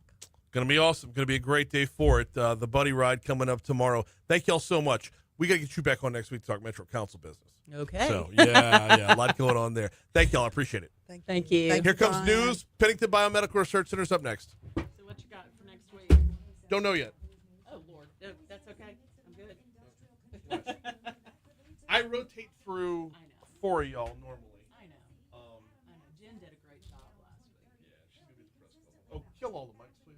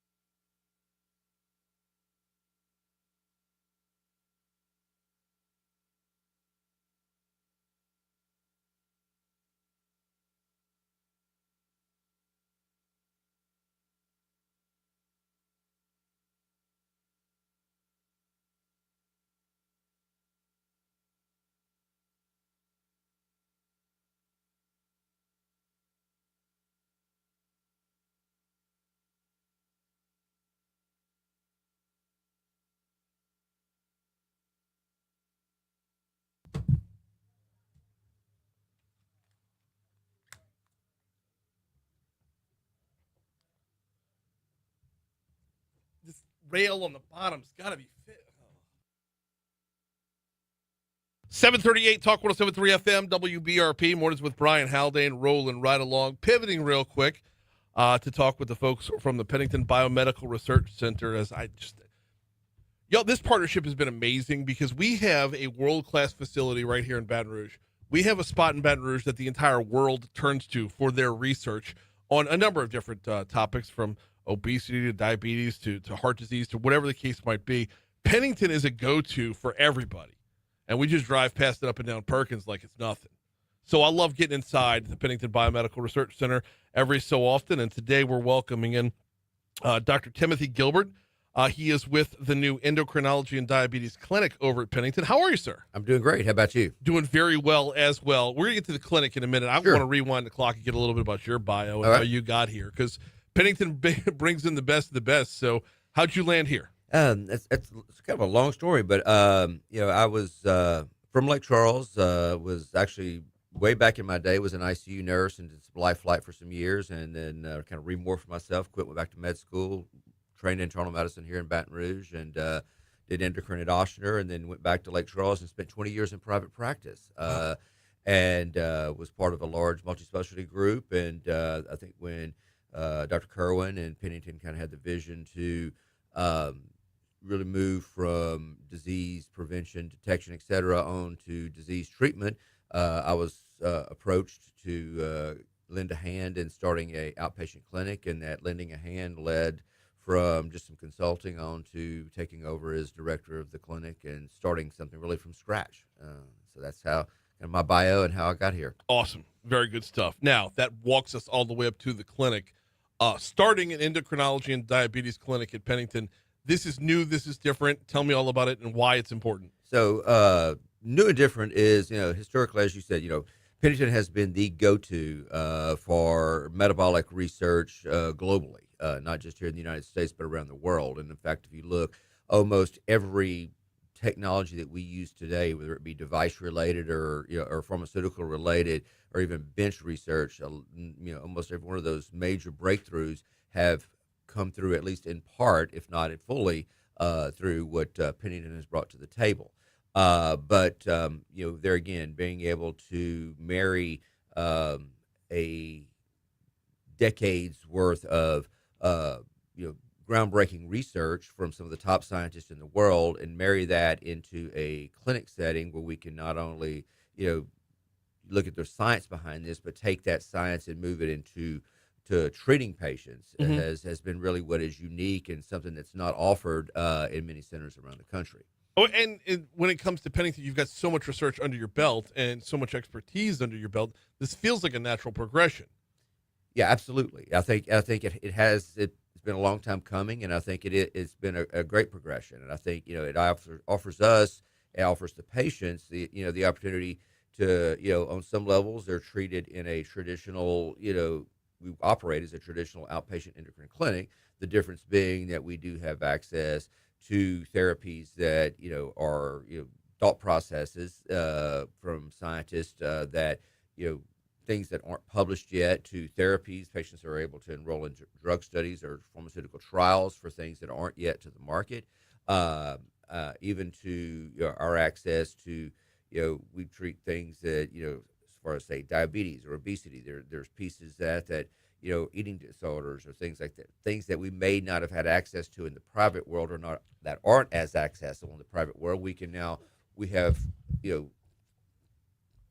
PhDs, researchers, psychiatrists, psychologists, et cetera, that we're able to lean on and really bring a bigger team to the table, so to speak. Okay, now's a good time to dive into what endocrinology actually is, because this can cover a lot of ground. Sure. I always associate it with endocrinology and metabolism. Yeah. Exactly. And basically how what you take in and how your body reacts to it affects how your body functions. Is that about right? To a degree, yeah. Okay. I mean, when you look at endocrinology and metabolic disease, we think traditionally explaining it to patients is we're looking at pretty much anything hormonally, whether it be our handling or mishandling of glucose, insulin, et cetera, and from the diabetes front to the hormonal aspects of obesity to pituitary, thyroid, adrenal disorders, parathyroid disorders, etc. There are a host of disorders. So anything pretty much hormonally, even male hormone replacement, I deal quite a bit with as far as testosterone, etc. So when it comes to different theories and different treatments and whatnot, I feel like everything in the weight world right now is just GLP-1 to the core. But Sure. like, I'm sure y'all have got so much more under your in your arsenal than that. Yeah, I mean, definitely the GLP-1s, the Wegovy type, Zepbound type products have really changed the landscape of how we have managed obesity. They've brought us from brought bariatric surgery level weight loss without surgery. Right. And I think they will continue to change the landscape for the probably decades to come. We're looking at them now. There was just one of the products just got an indication for fatty liver disease, which is a leading cause of liver failure. We have indications for heart disease with these drugs. They're being studied for Alzheimer's, but it's a lot of a neuroinflammatory effect that goes along with obesity and diabetes, etc. But also there again, looking at different ways of eating, the timed eating, time restricted eating, certain apps, food apps and things of that nature. Certain foods, do avocados play a role in how we handle glucose versus not? There's just so many nutritional studies at any given time. We're looking at 60, 70, 80 studies going on at Pennington. A large portion of those are focused on some degree of metabolism, whether it be body mass indices, or metabolic expenditure with patients staying overnight in these metabolic chambers, et cetera. So a lot to be said from that. So where I was going with this was when the GLP-1s, that just treats how much your body's going to want to take in, but not the why your body wants to take in what it takes in.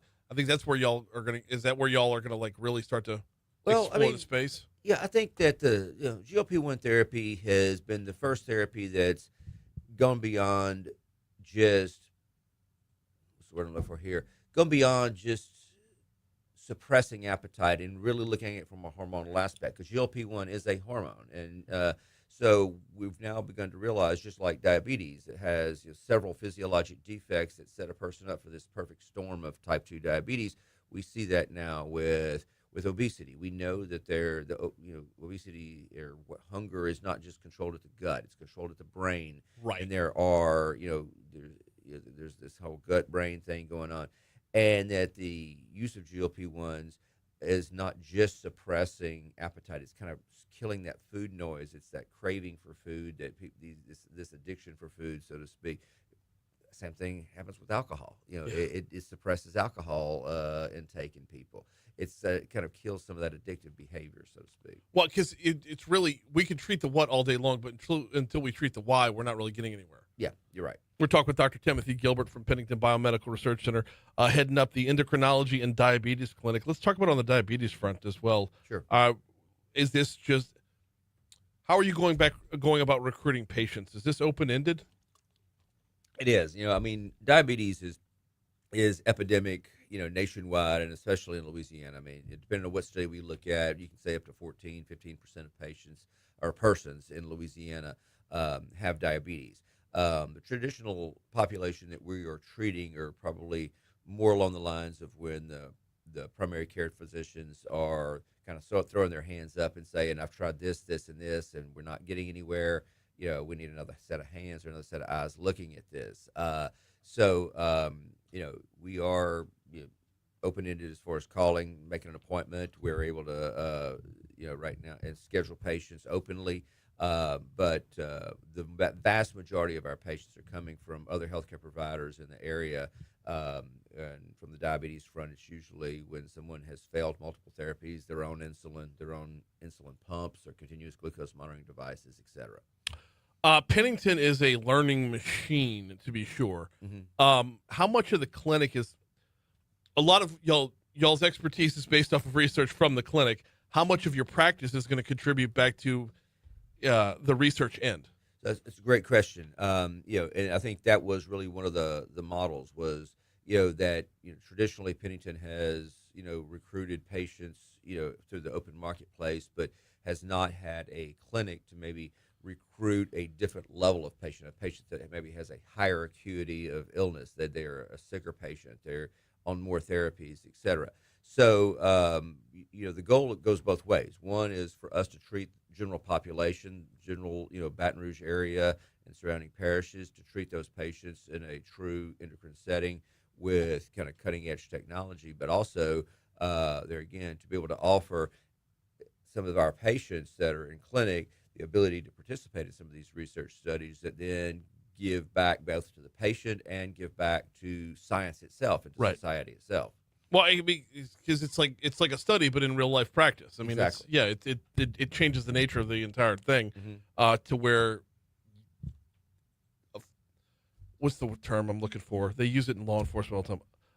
A force multiplier. Yeah. And kind of what it becomes to create greater research. We've only got 2 minutes left with Dr. Timothy Gilbert from Pennington. I want to just open up the floor to what have I missed? What do folks need to know about the clinic and your services and your what you're providing here? Well, I think, the vision, really for me for multiple years, and that's why it was such a great marriage is, I always lived by a couple of adages, especially if you speak to, kind of chronic disease of any way, shape, or form. And one of the chronic diseases I take care of a lot is diabetes. So we'll just speak to that. And that is, I want to, bring a situation where I have people live with a disease or live with diabetes, not for diabetes. And there's a big difference there. If somebody lives with a disease, there's a quality of life there. If patients are living for a disease, they're living moment to moment to do a finger stick or to do an injection, whatever. That's living for a disease. That there again, quality of life goes down, compliance goes down, and so we take that a step further and say, we're not only adding years to someone's life. The goal is to add life to someone's years. As we treat diabetes or any of the other chronic conditions that we deal with, whether it be thyroid, pituitary, adrenal, et cetera. Where can folks go to come see you or learn more? So they can obviously call the office 225-763-0250. That'll get you to the front desk, and they can make an appointment that way. We're on Pennington's main campus, kind of off the Kenilworth Boulevard entrance, off Irene Boulevard, and Building D in the back. Pennington's a large campus. It is. But everything seems to funnel through Building D, though, doesn't it? I don't know whether it be an evening function, a press event, or whatever. It all funnels through there. So. Yes. He is Dr. Timothy Gilbert. Had the whole conversation with a dozen hot glazed donuts right behind him. All right. That's not lost on me. Thank you so much for a couple minutes this morning. Thank you so much for your time. Appreciate it. Quick break, come back. We will, where are we headed next? Oh, I'll tell you where. That construction boom we've been talking about. That's next. Thank you so much for your time. No, my pleasure. So, Joe and Ernie and all them, they trust me way too much. They don't give me a whole lot of talking. Yeah, no, it's just way too much trust. But no, what I love about it though is with that trust is it's trust in the guest as well. I appreciate it. To just come in and say, let's just have a conversation. Okay. Well, good. We could talk about beer and troopers or something if you wanted. Well, look, you're talking to obviously a fat guy, and it's been my entire adult life has been an up and down battle and whatnot. But we know it's a disease. Right. I mean, that was really one of the things that's changed in the last several years. It's not just looked at as a lifestyle defect anymore or such. It is a true disease. It meets every qualification of a disease. I mean, it's a chronic, relapsing, remitting condition that leads to ultimately leads to more medical problems, cancers, obesity. Every single person in my family has heart disease. Yeah. So it's so. But it's I don't know.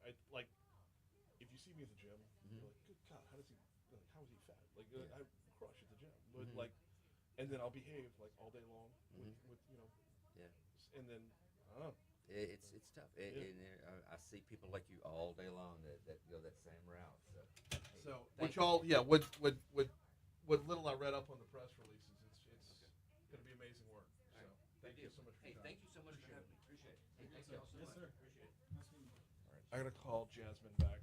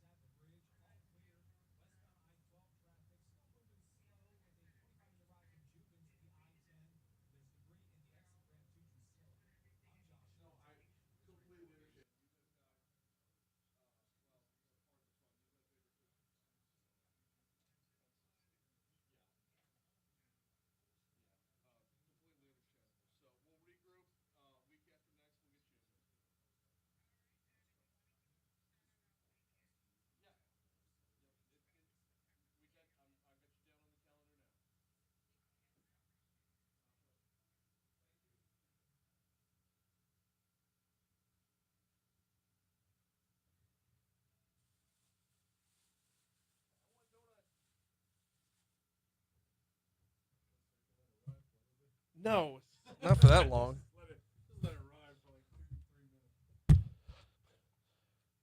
7:55 Talk 107.3 FM WBRP mornings with Brian Haldane rolling right along.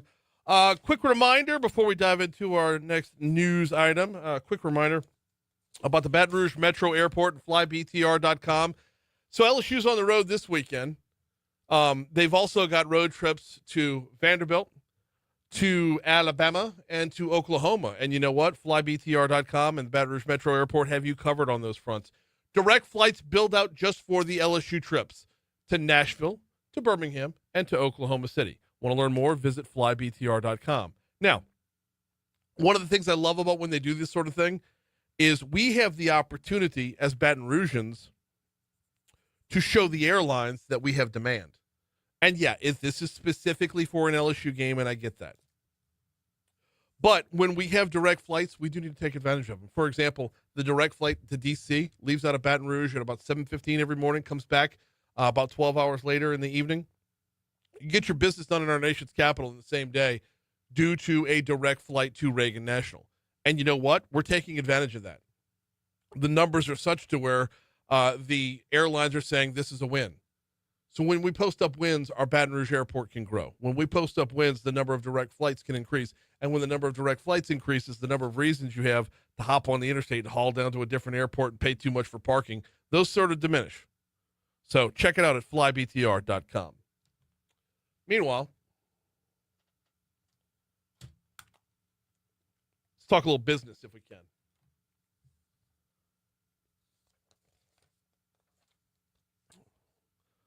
You probably heard this in our news at the bottom of the hour from our friends at the Louisiana Radio Network.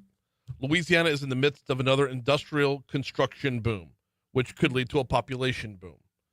Leaders for a Better Louisiana says that there are 6 mega projects driving construction activity, and that will lead to an increase in population. Their CEO, Adam Knapp, who is overdue to hop on the show, says that between now and 2030, there will consistently be about 10,000 people working on the projects that include that Meta data center up in Richland Parish and the Hyundai steel plant over in Ascension Parish. Cut 13. At the peak of the projects, which we said looks like it's going to be late 26, early 2027, that's when it'll be probably around 20,000. Just these 6 sites. Knapp says while there are other industrial construction projects underway, the 6 big ones are by far the biggest projects going on in the state at this time.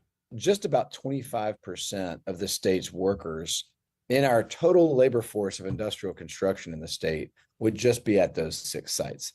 Now, one of the things I'm liking about this is the positioning of the sites. So you got Hyundai and CF Industries over in Ascension Parish. That covers the Catholic capital area a little bit. In Southwest Louisiana, you've got 2 huge billions and billions of dollars worth of LNG. And then the Meta data center, that Entergy project that's going on is it's like a secondary project just to keep the lights on at the other project, and it's that big of a project in and of itself. It's really kind of amazing. And when you look at those 6, there's room for so much more, which is why we try to talk with Susan Bourgeois as much as we can, because she is just crushing it on all levels. Meanwhile, Knapp says this industrial construction boom is reminiscent of the one that took place in Louisiana between 2012 and 2018. At that period, we grew by 30,000 construction jobs from where we started in 2012 to when it hit its peak. And the total state population grew by a little more than 60,000 people during that period. And that's what we need again in such a huge way on so many different levels. And the goal ought to be like, construction jobs are temporary because once they're done building, blah, blah, blah. Well, the goal ought to be you move from one construction job to the next. Once one is done, once one is finished, there should be the next project in the pipeline ready to get rolling. And I see no reason why there shouldn't be with the way that everything's moving right now. That being said, though, it's impossible to get information out of economic development people. They are the most tight-lipped people on the planet. ABC News coming your way. Hour 3 is next. Now a donut.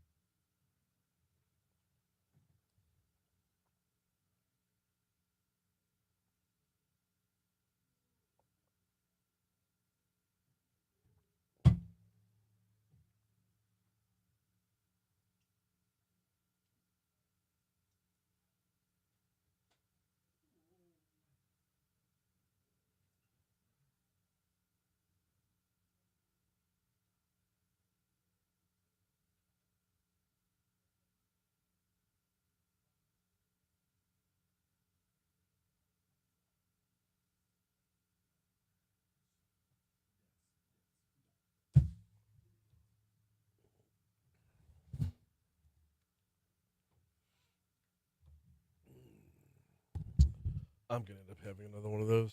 Damn it.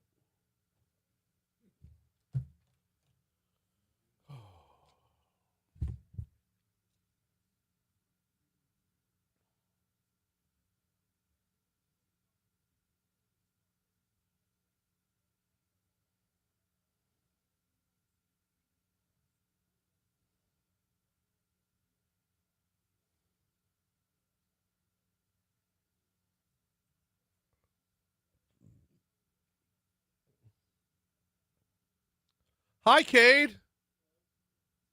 Fox is not fixed. No, the Fox News rundown at the 4 o'clock show was skipping all over the place, and we missed a break. We missed the second to last break of the hour. Or heard Brett Baer. I don't think we were meant to run Brett Baer's promo. Yeah.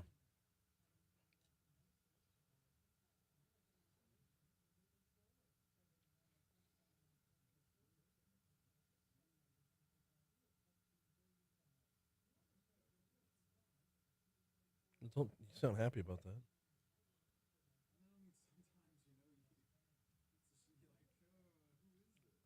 Oh. It did. The business report during the show came through. I'm saying when the Fox News rundown was on in the 4 o'clock hour, it would skip.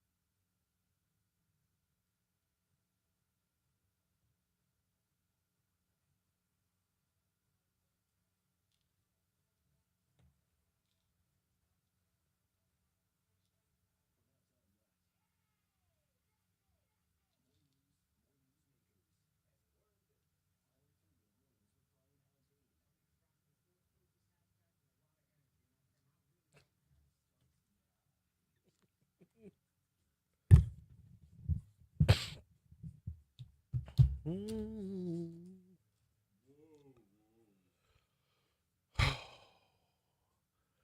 806 Talk 1073 FM WBRP.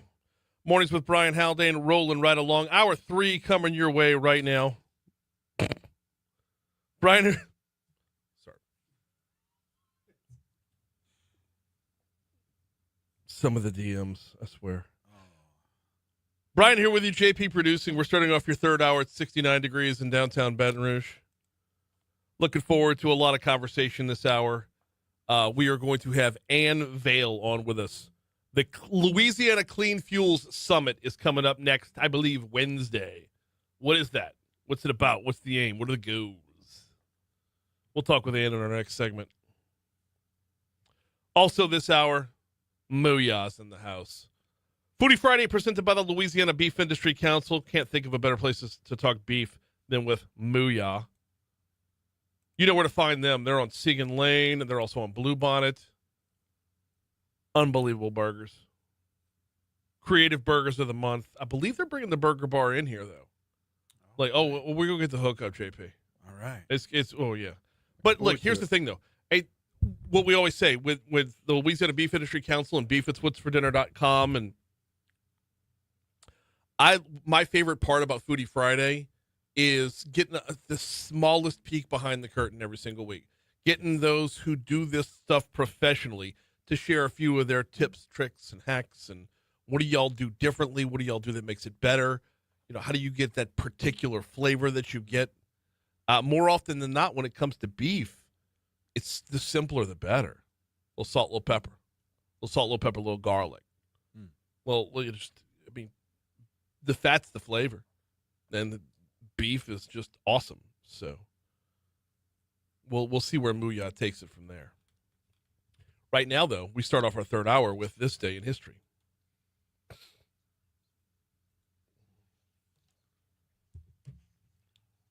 Gotta get back in time.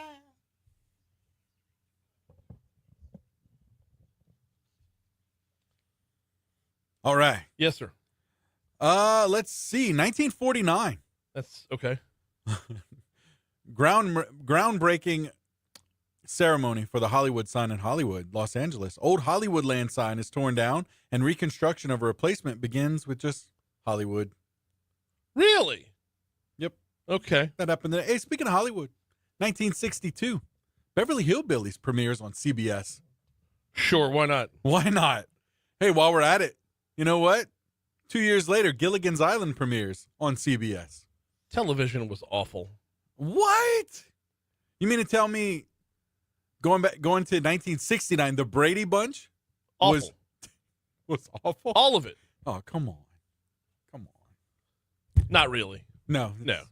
It was right for its time. It was right for its time. That's right. But if you look back on, I tell you what, I put this challenge out there to you, okay? Okay. All right. Saturday, we're going to enjoy LSU versus Ole Miss. Right. We're going to enjoy Southern and Jackson State.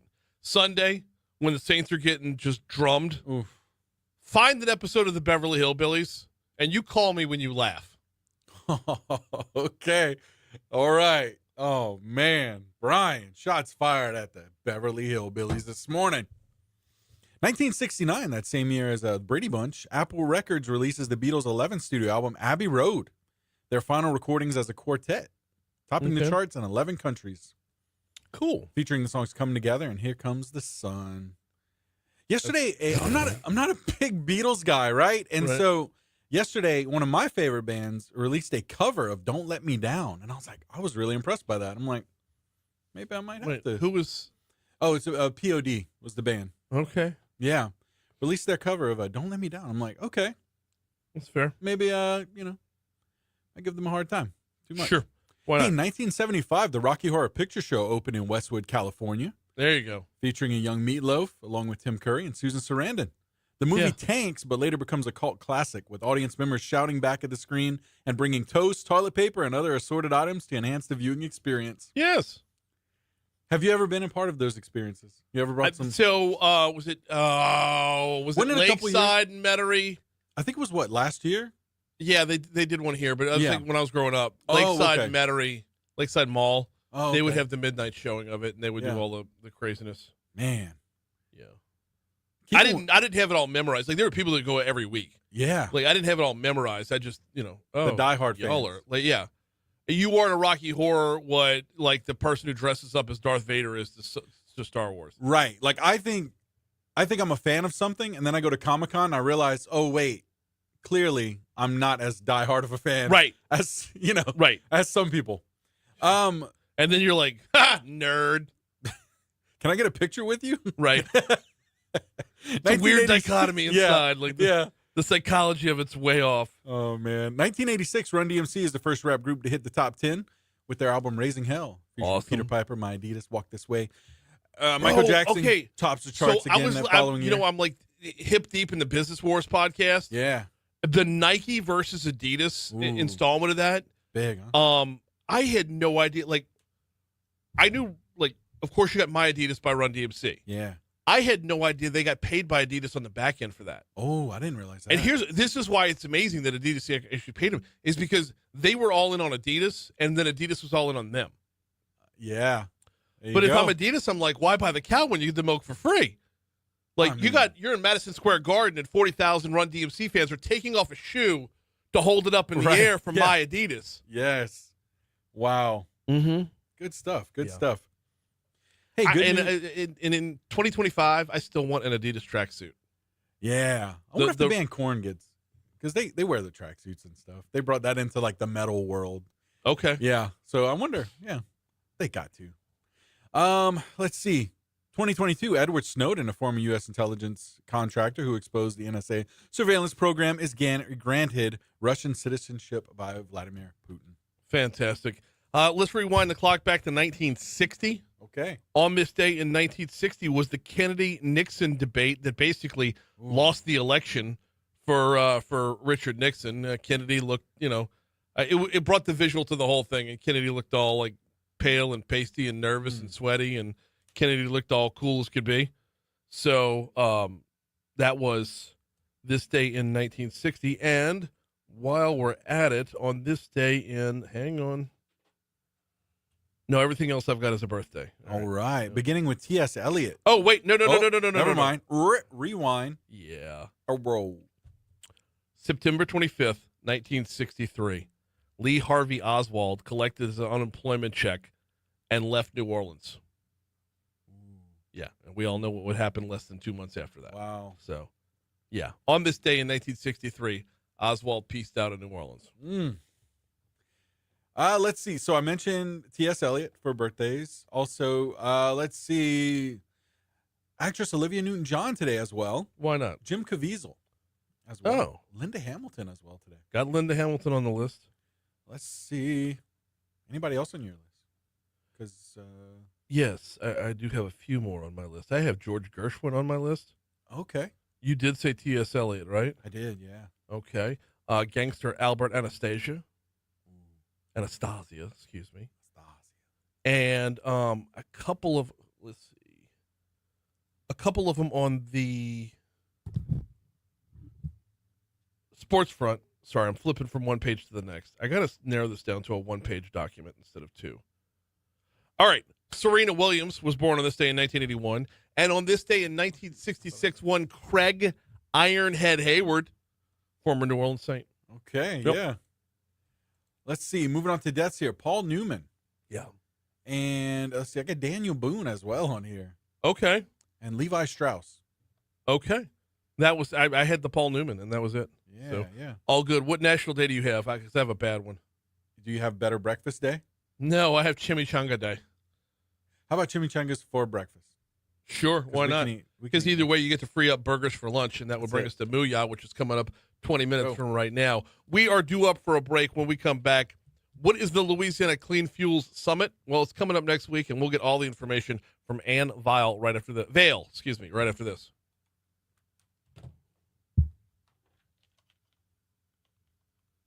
Hi, thank you for holding. Miss Ann? Hello, Miss Ann? You there? Hello. Okay, yeah, you're kind of cutting in and out. I'm sorry. You there? Oh, okay. Okay. Yeah, no problem. That sounds good. Yeah, we'll have you up here in about another 2 minutes or so. All right, thank you. Oh, that was a good one. I had to scroll down for it. National Law Enforcement Suicide Awareness Day. That's a really good one. Really good. Native American Day as well.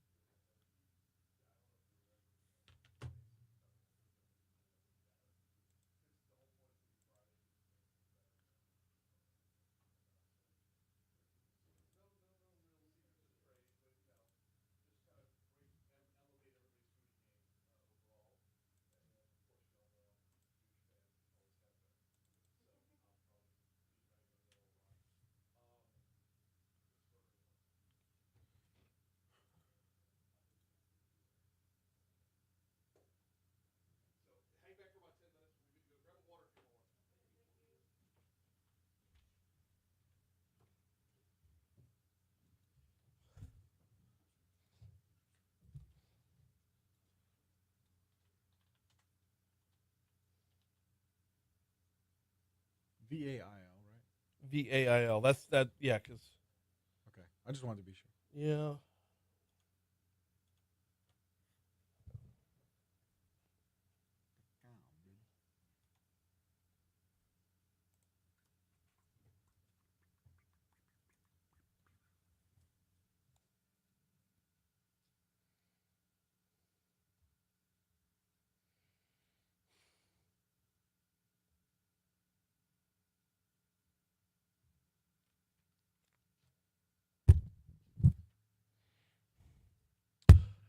Eight 818 Talk 1073 FM WBRP mornings with Brian Haldane rolling right along. Before we get to talking clean fuels, let's talk about what's between the ears right now. If you are battling with anxiety or depression, you already know how exhausting it is. That consistent, inescapable fight or flight in your mind, it just wears you down. It just wears you down. And if you found that the traditional sit-down, talk-it-out therapy isn't exactly taking, if you found that you get diminishing returns from prescription drugs or don't like the side effects, I highly recommend you check out Neurojust, NEUROJUST.com. You'll find them on Bluebonnet, but start with the website. You'll get a lot of information there that is just unbelievably valuable. What they do at Neurojust is called TMS, transcranial magnetic stimulation. Basically, they put a little helmet on your head that sends magnetic pulses. Feels like a TENS machine if you've ever used one of those. Just a little tickle, a little tickle. And through the transcranial magnetic stimulation, what that does, though, is it takes those 6-foot waves that are battling in your head, that are sloshing around like choppy seas, and just calms them down. It affects mood regulation. It's FDA approved. It's non-invasive. There are no side effects. And they've got the numbers to back it up. They've got receipts. 60 to 70% show complete remission. Check them out at neurojust.com. All right, it's time to talk a little clean energy. Let's welcome in Ann Vail. Talk about the Clean Fuels Summit. How are you? I'm doing good. Good morning. Good morning. Glad to have you on here. There's so much to talk about. I want to start off as broad as possible, though. All right. What's included in Clean Fuels?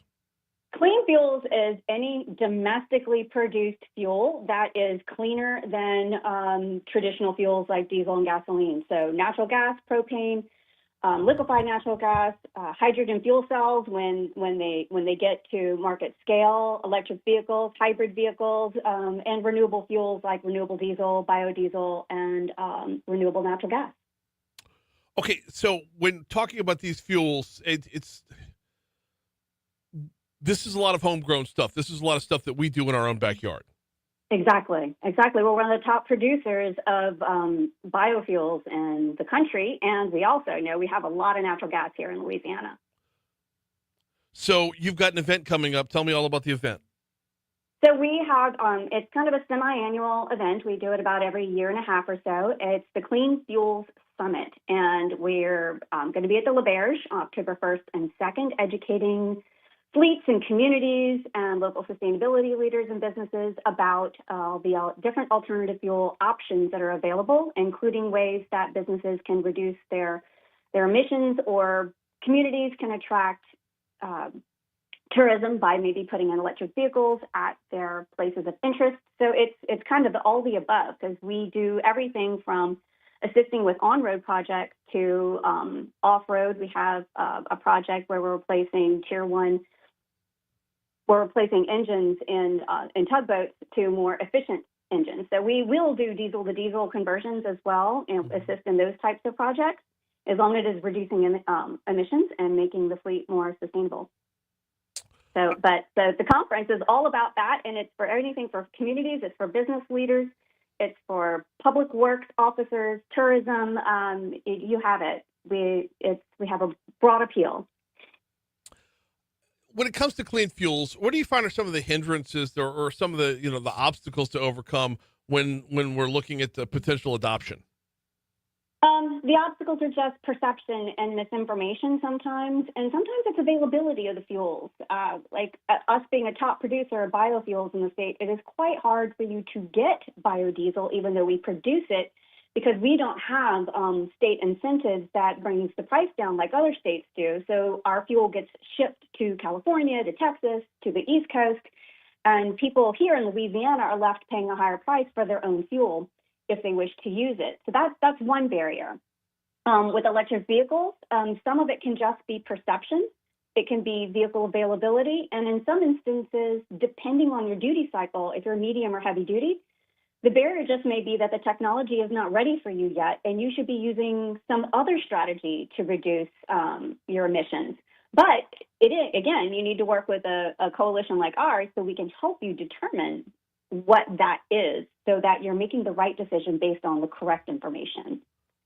We're talking with Ann Vail about the Clean Fuel Summit coming up next week, actually, October 1st and 2nd out at L'Auberge.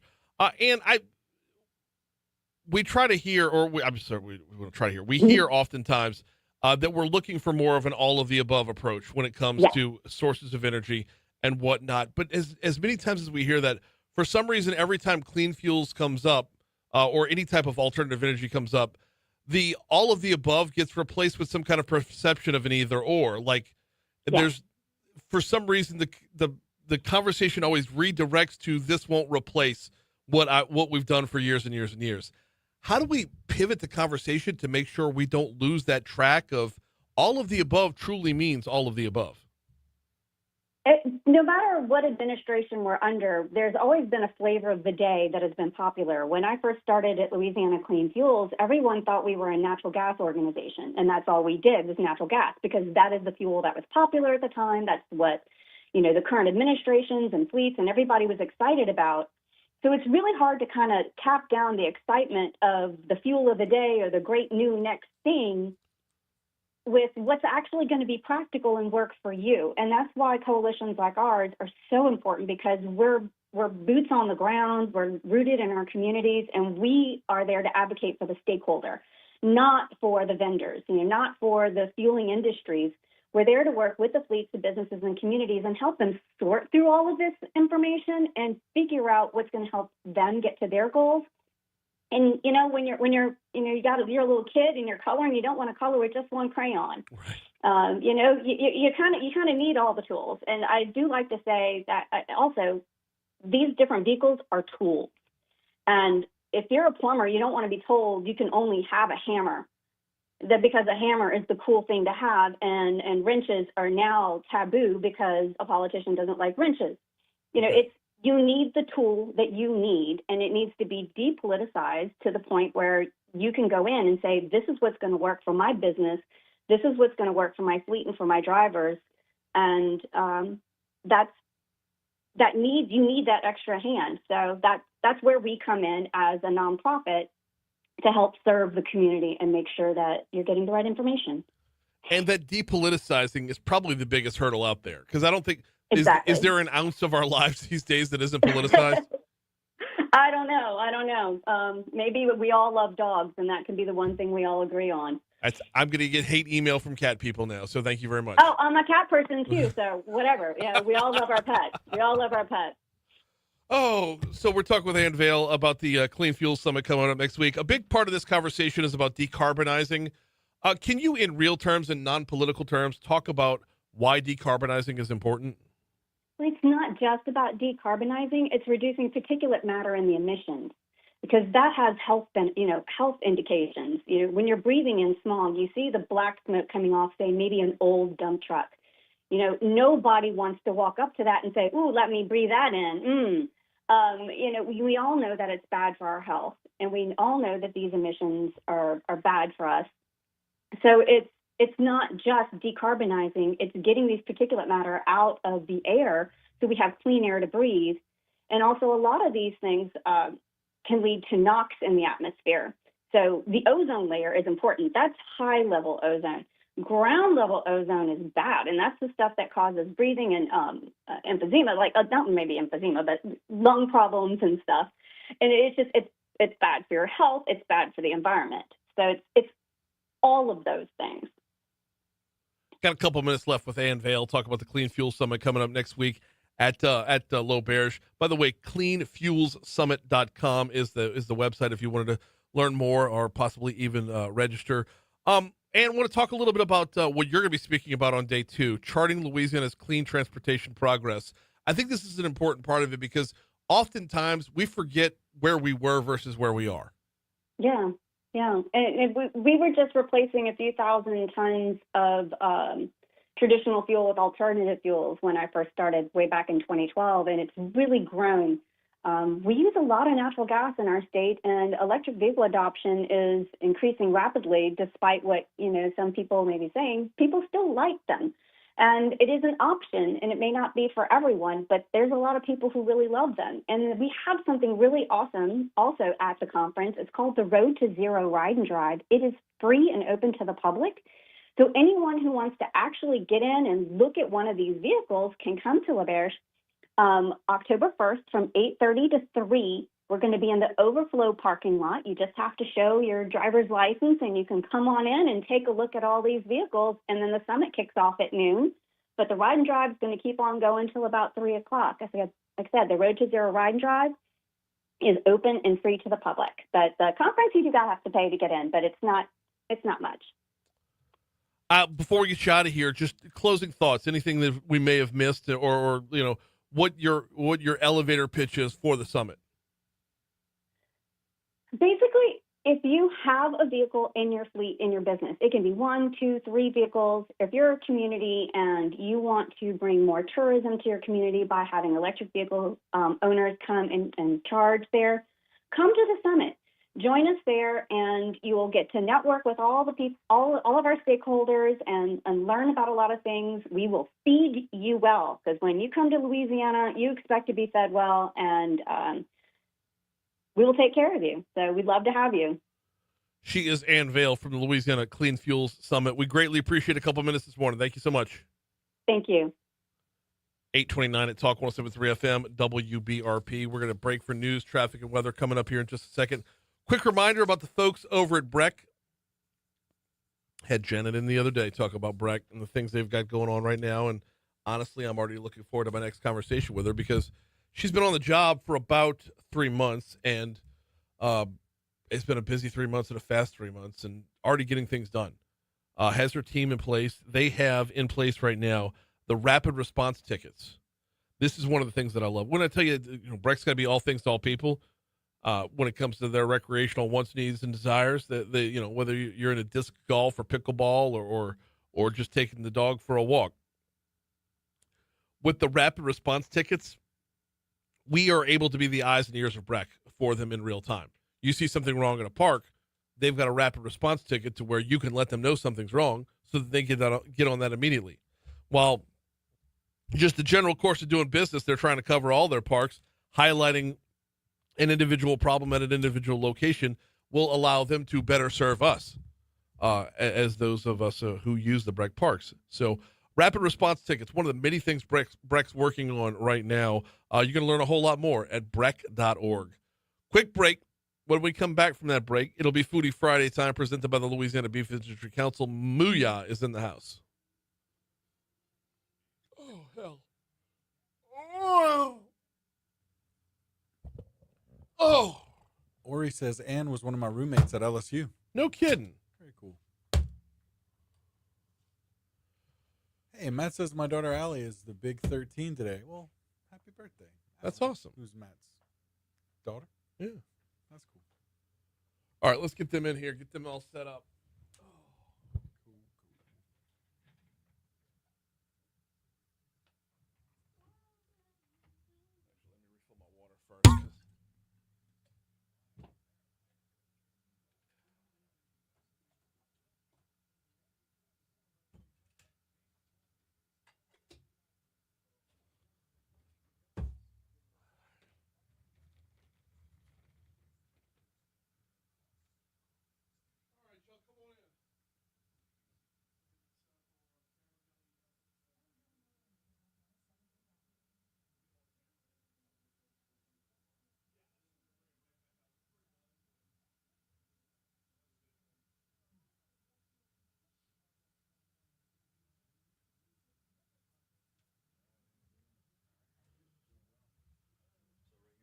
Yeah, right on there is good.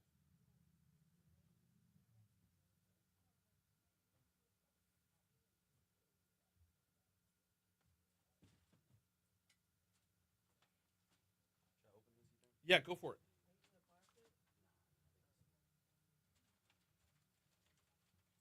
Yeah, and then once we're done, we'll bring that all back out because sales comes down, and other stations will pop in. It happens slowly, but it's like over the course of an hour, everything just It starts slow, then it picks up.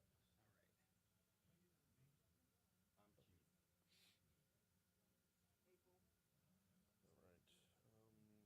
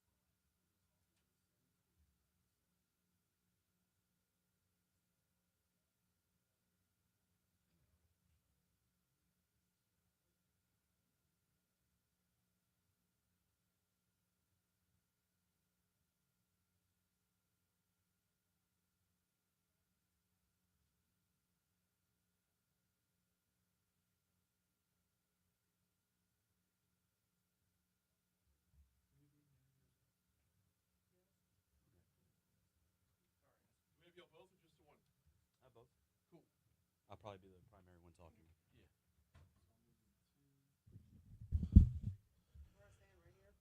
Yeah. Yeah. Yeah, but you want to bring that up because it's get right on it.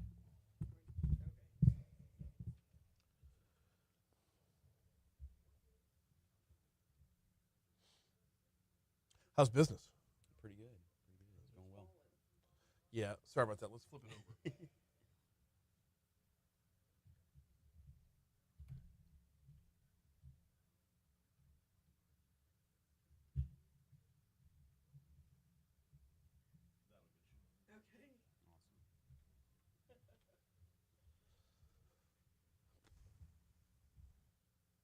Let me bang out 5-star before we hit the Foodie Friday Open.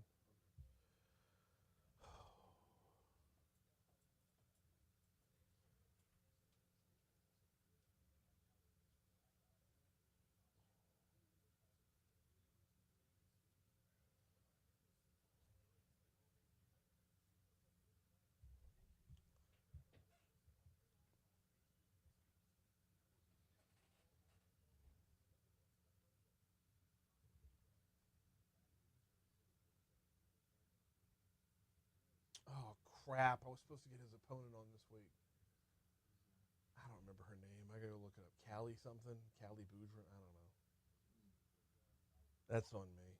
Because I'm trying to set up to where they can do a debate on the air, which would be awesome content. But, because who gives it? It's a city court judge. It doesn't, like. Yeah.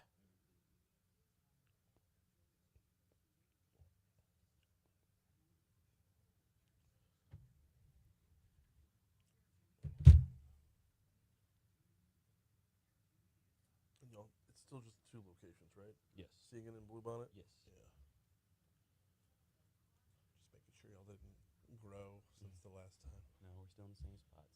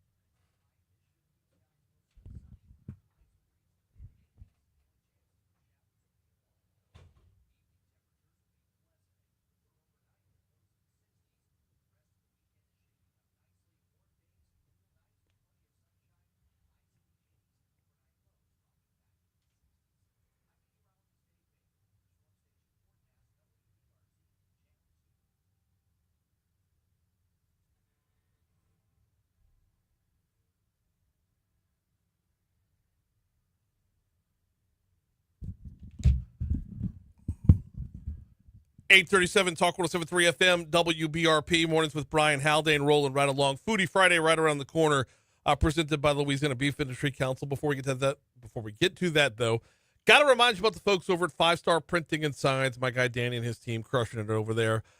Take a look around your office. If you're not yet in your office, remember when you get to your office, take a look around your office. Is it time for a refresh? Are your printed materials noticeable? Remarkable, as in to be remarked upon?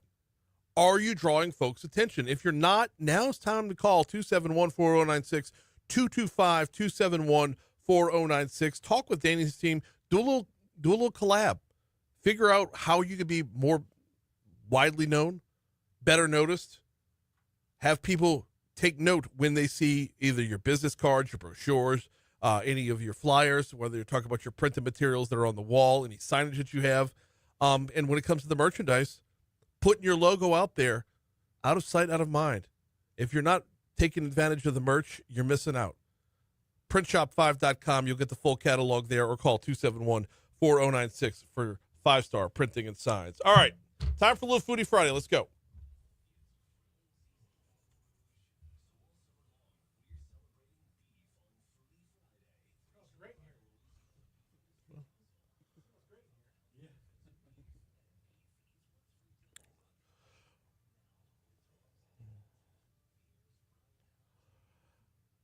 Look forward to it all week long. We got the folks from Mooyah in the house today for Foodie Friday, presented by the Louisiana Beef Industry Council. We've got April. We've got Q. Welcome aboard. How you doing? I'm all right. Thanks for having me. I got to get you up here.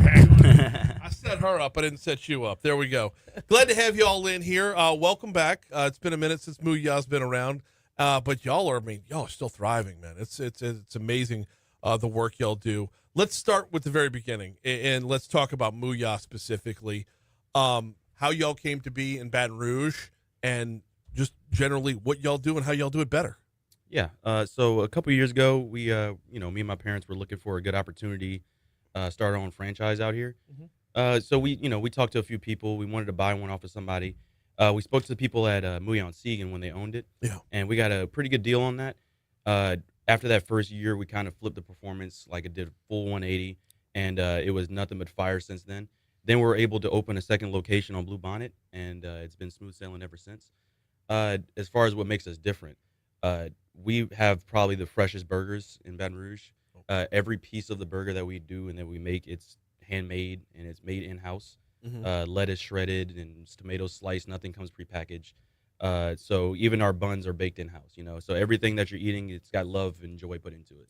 Gotta love that. Gotta love that. April, let's bring you in. Talk a little bit about your part of the story here. What do you do over at Mooyah? So I have a big part in catering. I had Miss V show me the ropes, and every time we have a catering order, I prep everything for it. I set it up just like I set this all up for y'all this morning. Yes.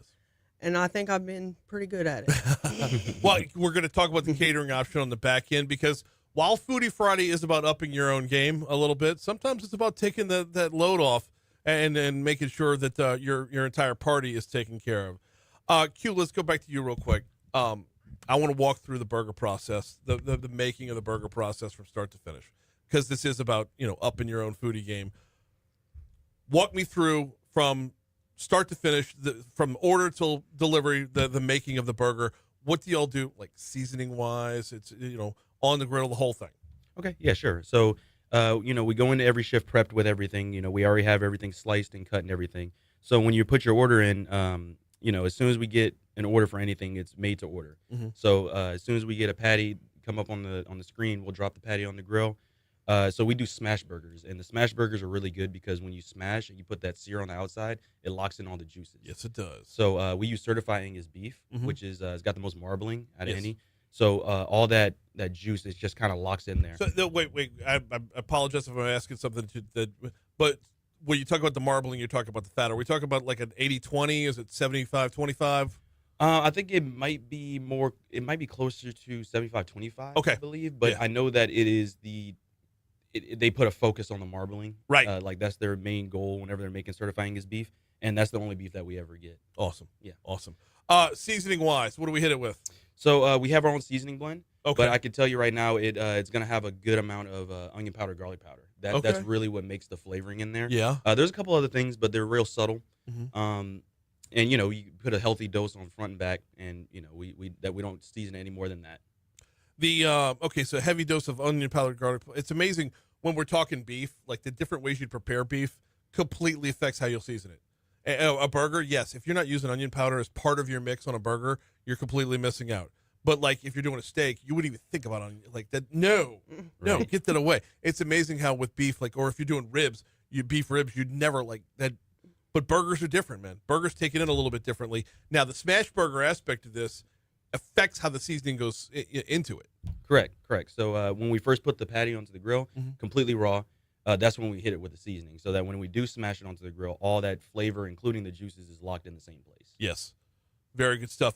As far as once it's smashed down, what are we looking at temperature wise? We're looking at, you would call it what, a medium rare? What are we looking at? So we always do our burgers well done. Yeah. And that's because we well done is the only way we can guarantee that there's no kind of E. coli or anything like that. Sure. If we ground our own beef, I would make it however anybody wants it, because we can we can control how we're doing it. But since we're getting the beef, that's the only thing we get prepackaged is the beef. Mhm. It doesn't come frozen, but it comes in a package. We don't grind it ourselves.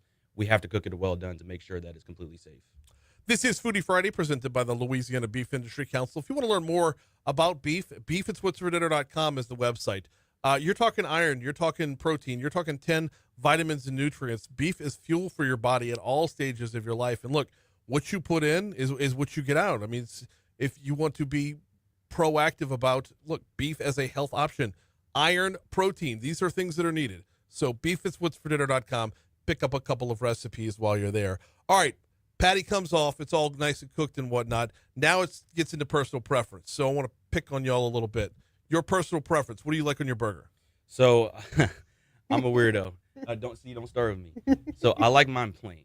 I like mine plain with American cheese, and that's because I found out recently that American cheese actually seasons the beef. There's a couple places that won't season their patties. They'll only put extra American cheese. Wait, how does cheese season beef?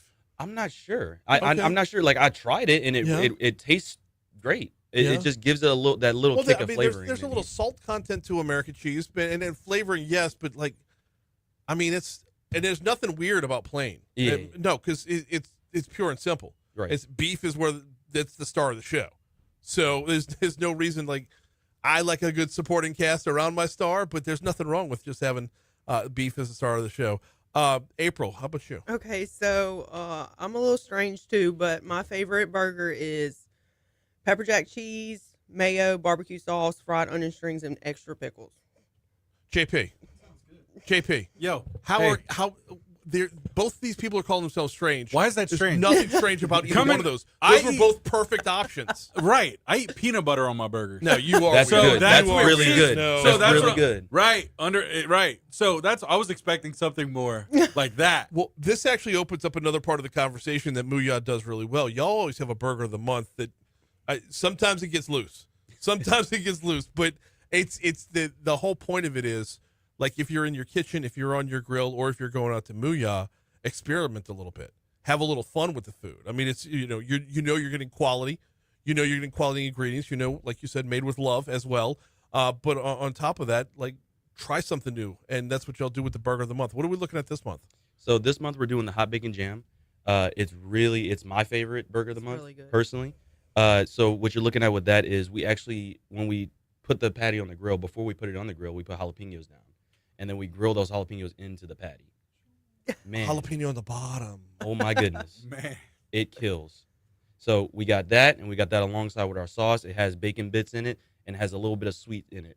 So it's got like a barbecue sauce kind of taste to it. Okay. But it's a tiny bit of sweet, and it's some bacon bits in it. So It's I perfect. love a bacon jam. Are y'all using like actual bacon jam, or just the bacon bits? So we're making our own in-house. Okay. We use it with our own stuff. So we're using mostly mayo. We're making mayo aioli, but we're using a syrup to make it a little sweeter. And then Okay. we're putting our own bacon bits in there that we make every day. Okay. So yeah, look, you add a bacon jam, you've changed the game completely. Because it's different than just bacon bits, or different than just strips of bacon. It gets to sink in. It gets absorbed within it. It's pretty darn awesome. let's talk I want to make sure we have time for this before we hit the break. I want to pivot over to the catering side a little bit, because and by the way, we all just got that free tip from inside Mooyah, jalapenos first. That is so happening at the Haldane house, like immediately. Let it cook up into it. Oh, so brilliant. Catering, on the catering side, how simple do y'all make it for folks? Super simple. Like everything is in its like the way you do it is like the buns are first, then the patties, and that's how you're gonna dress your burger. And then you come over to the next box, and then it's cheese, lettuce, tomato, jalapeno, onion, pickle, and it couldn't get any simpler. So one of the things I like about this, and we've had this up here before with the burger bar, is if you're having like a company lunch or whatever, like an all-employee lunch or whatever, oftentimes people just like order like sandwiches and be done with it. This adds a different aspect to the game where now your meal as part of your meeting becomes a little more fun. Right. And you lose just speaking through, the corporate aspect, you lose that whole, this meeting could have been an email. It's now something that folks will look a little bit more forward to, because it's literally in a box, but it's outside the box as far as that would be concerned. Ordering wise, are y'all at both? Do y'all handle catering out of both locations? Or do you just centralize it at one? We do both locations. Okay, very cool stuff. So Segan Lane, and then Blue Bonnet up by Blue Bonnet's just past Highland Road. Yeah, on Blue Bonnet. If you want to find Mooyah IRL, this is the Foodie Friday presented by the Louisiana Beef Industry Council. We're talking with the folks from Mooyah this morning. When we go into break, I'm going to dig in, do the taste test as we always do, and we'll talk a little bit more about that on the backside of the break. Before we take that break, though, I do need to remind you about our teaming up with the Folds of Honor. Sorry, I buried my notes here. Talk 107.3, along with First American Bank and Trust, are teaming up to honor our military and raise funds for our Folds of Honor. This nonprofit organization provides scholarships to the spouses and children of soldiers who were killed or disabled in service. To donate to this important cause, visit our website at talk1073.com. Folds of Honor, to honor their sacrifice and educate their legacy. On air, we've got Your Money Now bearing down on us. That's what we're going to hit on air. We'll hit another check of traffic as well before we come back. On Facebook Live, stick around. This is the part of the show where I can stuff my face and enjoy life a little bit. So we'll take a quick break, come back on the other side with a full review of what they've got going on at Mooyah. All right. Cool. Let's get into it. Let's make me a burger. Yeah, let's go. You want to move back outside? Oh, no. Oh, We'll make one for me right here. And then. So do I just get to pick and choose? Yeah, just pick whatever you need. Go grab the sauce. Okay. So you're on Facebook Live currently? Yes. All right. Let me see. Oh my gosh, yes, like civilized people. And here, you want sauce? Yes. We have Mooyah sauce, mayo, ketchup, and what you want. So, Hold on, let me give you a plate. Yeah, let's start with that.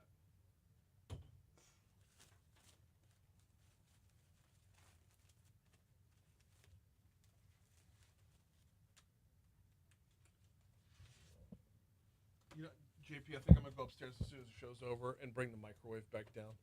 Okay. So, all right, hit me with Take the sauce. Mooyah? Yes, please. Beautiful. You want anything else? No, Mooyah on the other side as well. And then, can I just rip this? Go ahead. Okay. Oh, look, it peels off. Okay. And I realize it's not hot right now, but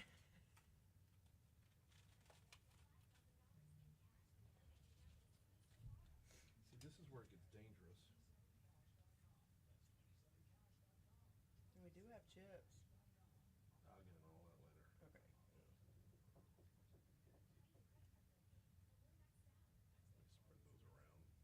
One bite of nothing but jalapeno. Honestly, if I don't get a plain, this is exactly what mine would look like. Yeah. Jalapenos, onions, that's my go-to. And then a little bit of lettuce on top of it. Oh, lettuce, okay. Yeah. No pickles? I'm gonna skip the pickles because the jalapenos are pickled. Yeah. So it's kind of either or. I've been on this, like, everything's gonna be spicy for me lately. I've been trying to get off of that, man. It's messing up my stomach. I'm too much of a Louisiana guy. Everything got to be super spicy, man. You know what? Or some type of space. Let me find that knife so we can get a picture of cross section for the Facebook audience. Oh, shit, where'd the knife go? Yeah, it'll be Talk 1073's Facebook. Yeah. Okay, you got it. Yeah. Follow briefly. Okay, cool. Yeah. Yeah, man. And it'll be available after as well on the website. Yeah. And we're gonna pull all of this later to send to y'all directly. Oh, great. For the on-demand stuff. Yep. That's awesome. How long ago was that first one? What? How long ago was I here the first time? Remember? 4 years ago. That was 4 years. Yeah, because y'all used to sponsor the show, and then I think y'all changed up your marketing agency, and Yeah. which I was bummed about. But it is what it is. That's terrifying. What's that? Yeah. Let me hop in and show the cross section of Facebook Live. Whoop. There we go. Dun. Let the white balance kind of settle down. The white balance is not settling down. Just between the white plate and Yeah. the white light. All right, y'all. My apologies. Between the white plate and the big bright light, they y'all did not get the best look at that. But when I show you the picture, you'll see the picture on our Facebook page later on. May have grabbed too many jalapenos.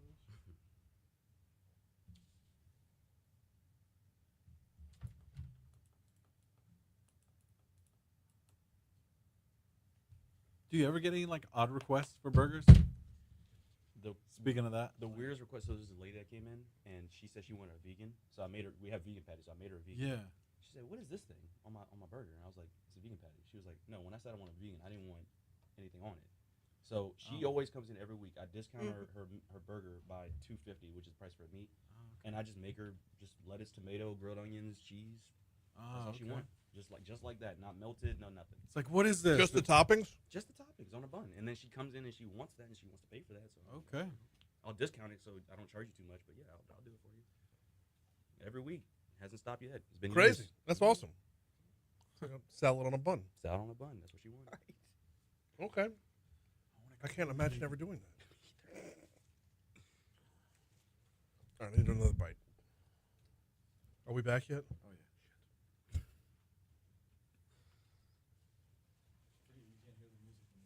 Oh, because headphones.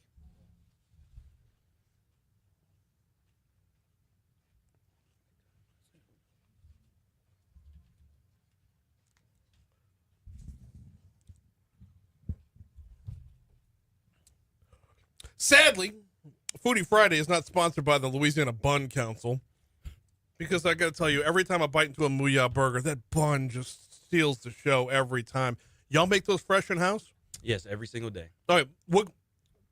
Without giving out like the full-on recipe, where's the emphasis on the bun? Because there's a sweetness to it that I don't find in other places. So we use potato buns, and they're really easy to deal with. We start. I don't have exactly what's in it, but what I can tell you is we do go through a several-hour-long process of making them poofy. You know, we'll let them sit, we'll let them rise up, and then we'll take about 20 minutes to bake them. So it's a lot of effort and a lot of energy put into them every day. So the bun obviously is the first to steal the show. Then once you get the taste of that beef and the proprietary seasoning blend that goes along with it, it just so pops, and it allows for whatever your personal preference is to fill that burger up. Like I put a little onion on mine. I'll put a little jalapeno on mine. Got the Mooyah sauce, which I want to mention in a minute. But the way those two together between the patty and the bun make it so much more palatable for everything else to join in the party it's an amazing pairing, and y'all do a great job with it. Mooyah sauce. How much can you tell me about it? Like what's that dominating flavor that I'm not able to grasp? So what I can tell you is if you want to make some Mooyah sauce at home, this is the best advice I can give you. If you have Mooyah sauce, you'll know exactly what I'm saying. Get you some mayo, get you some Thousand Island. Okay. Make a mix to where you have the right amount of chunkiness and you have your perfect Mooyah sauce. Thousand Island was what I was not playing with. It was not placing. So good stuff there. It's an amazing burger, y'all. Like I said, the bun does kind of steal the show until you really let that flavor of the beef pop along with it. Like I said, I like a spicier one, so I threw on some pepper jack cheese. I threw on some jalapenos. Boy, does that pop as well. That's going to stick with me for the next little while. In the meanwhile, though, for folks that want to come out and see y'all, where you at? So we got 9730 Bluebonnet Boulevard. That's going to be our Bluebonnet location. And the one on Segan is in Segan Place, that plaza. That's halfway through.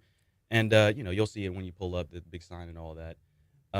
We're open 7 days a week. We open at 11 a.m. every day. The Bluebonnet location, he gave you the specific street number if you wanted to plug that into your phone. I'm sorry, the Bluebonnet location is right on the other side of Highland Road. If you're Highland towards Burbank, if you're on Bluebonnet passing Highland going towards Burbank, Mooyah will be on your right. And that Segan Lane location is just north of Industrialplex. Yeah, just right past Industrialplex, yes. For catering options, I would recommend calling a day or two ahead of time? You can call us directly a day ahead, or you can use one of our catering services like Easy Cater. That's a really good way to get to us. Okay. We didn't even talk about that end of it. Yeah. Very good stuff. Parting thoughts before we get out of here, as far as when you get the Mooyah experience, it's a lot more than just the burger.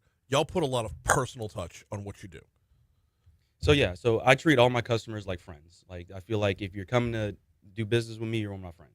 So I'll try to, if I see you more than once, I'll remember you. I'll remember your order. I'll greet you when you come in. And I have all my people do the same. We'll greet you when you come in. We'll treat you with the most amount of hospitality. So you're treated as a special guest when you come to Mooyah every time. And it really does. It spills over, to be sure. I know my kids get mad if we go too long without going. So we're around a lot. April, Q, thank you all so much. You've been listening to Foodie Friday as part of Mornings with Brian Haldane. Foodie Friday, got to remind you one more time, is presented by the Louisiana Beef Industry Council. BeefIt'sWhat'sForDinner.com is the website if you wanted to go check it out. We talk about it all summer long, all quote-unquote grilling season long. Of course, that spills over into tailgate season, which, by the way, Mooyah can cater a tailgate, right? Absolutely. There it is. All right. So, away game this weekend. If you're inviting folks over to the house, this would be a great option. That's going to do it for us, y'all. We are out of here. Moon Griffon is coming up next. Y'all have a great weekend. Go Tigers, go Saints, and go Jags, and we will see you on Monday. Awesome. All right, guys. We're going to bail, and y'all have a great and safe weekend. We will reconvene in a couple days.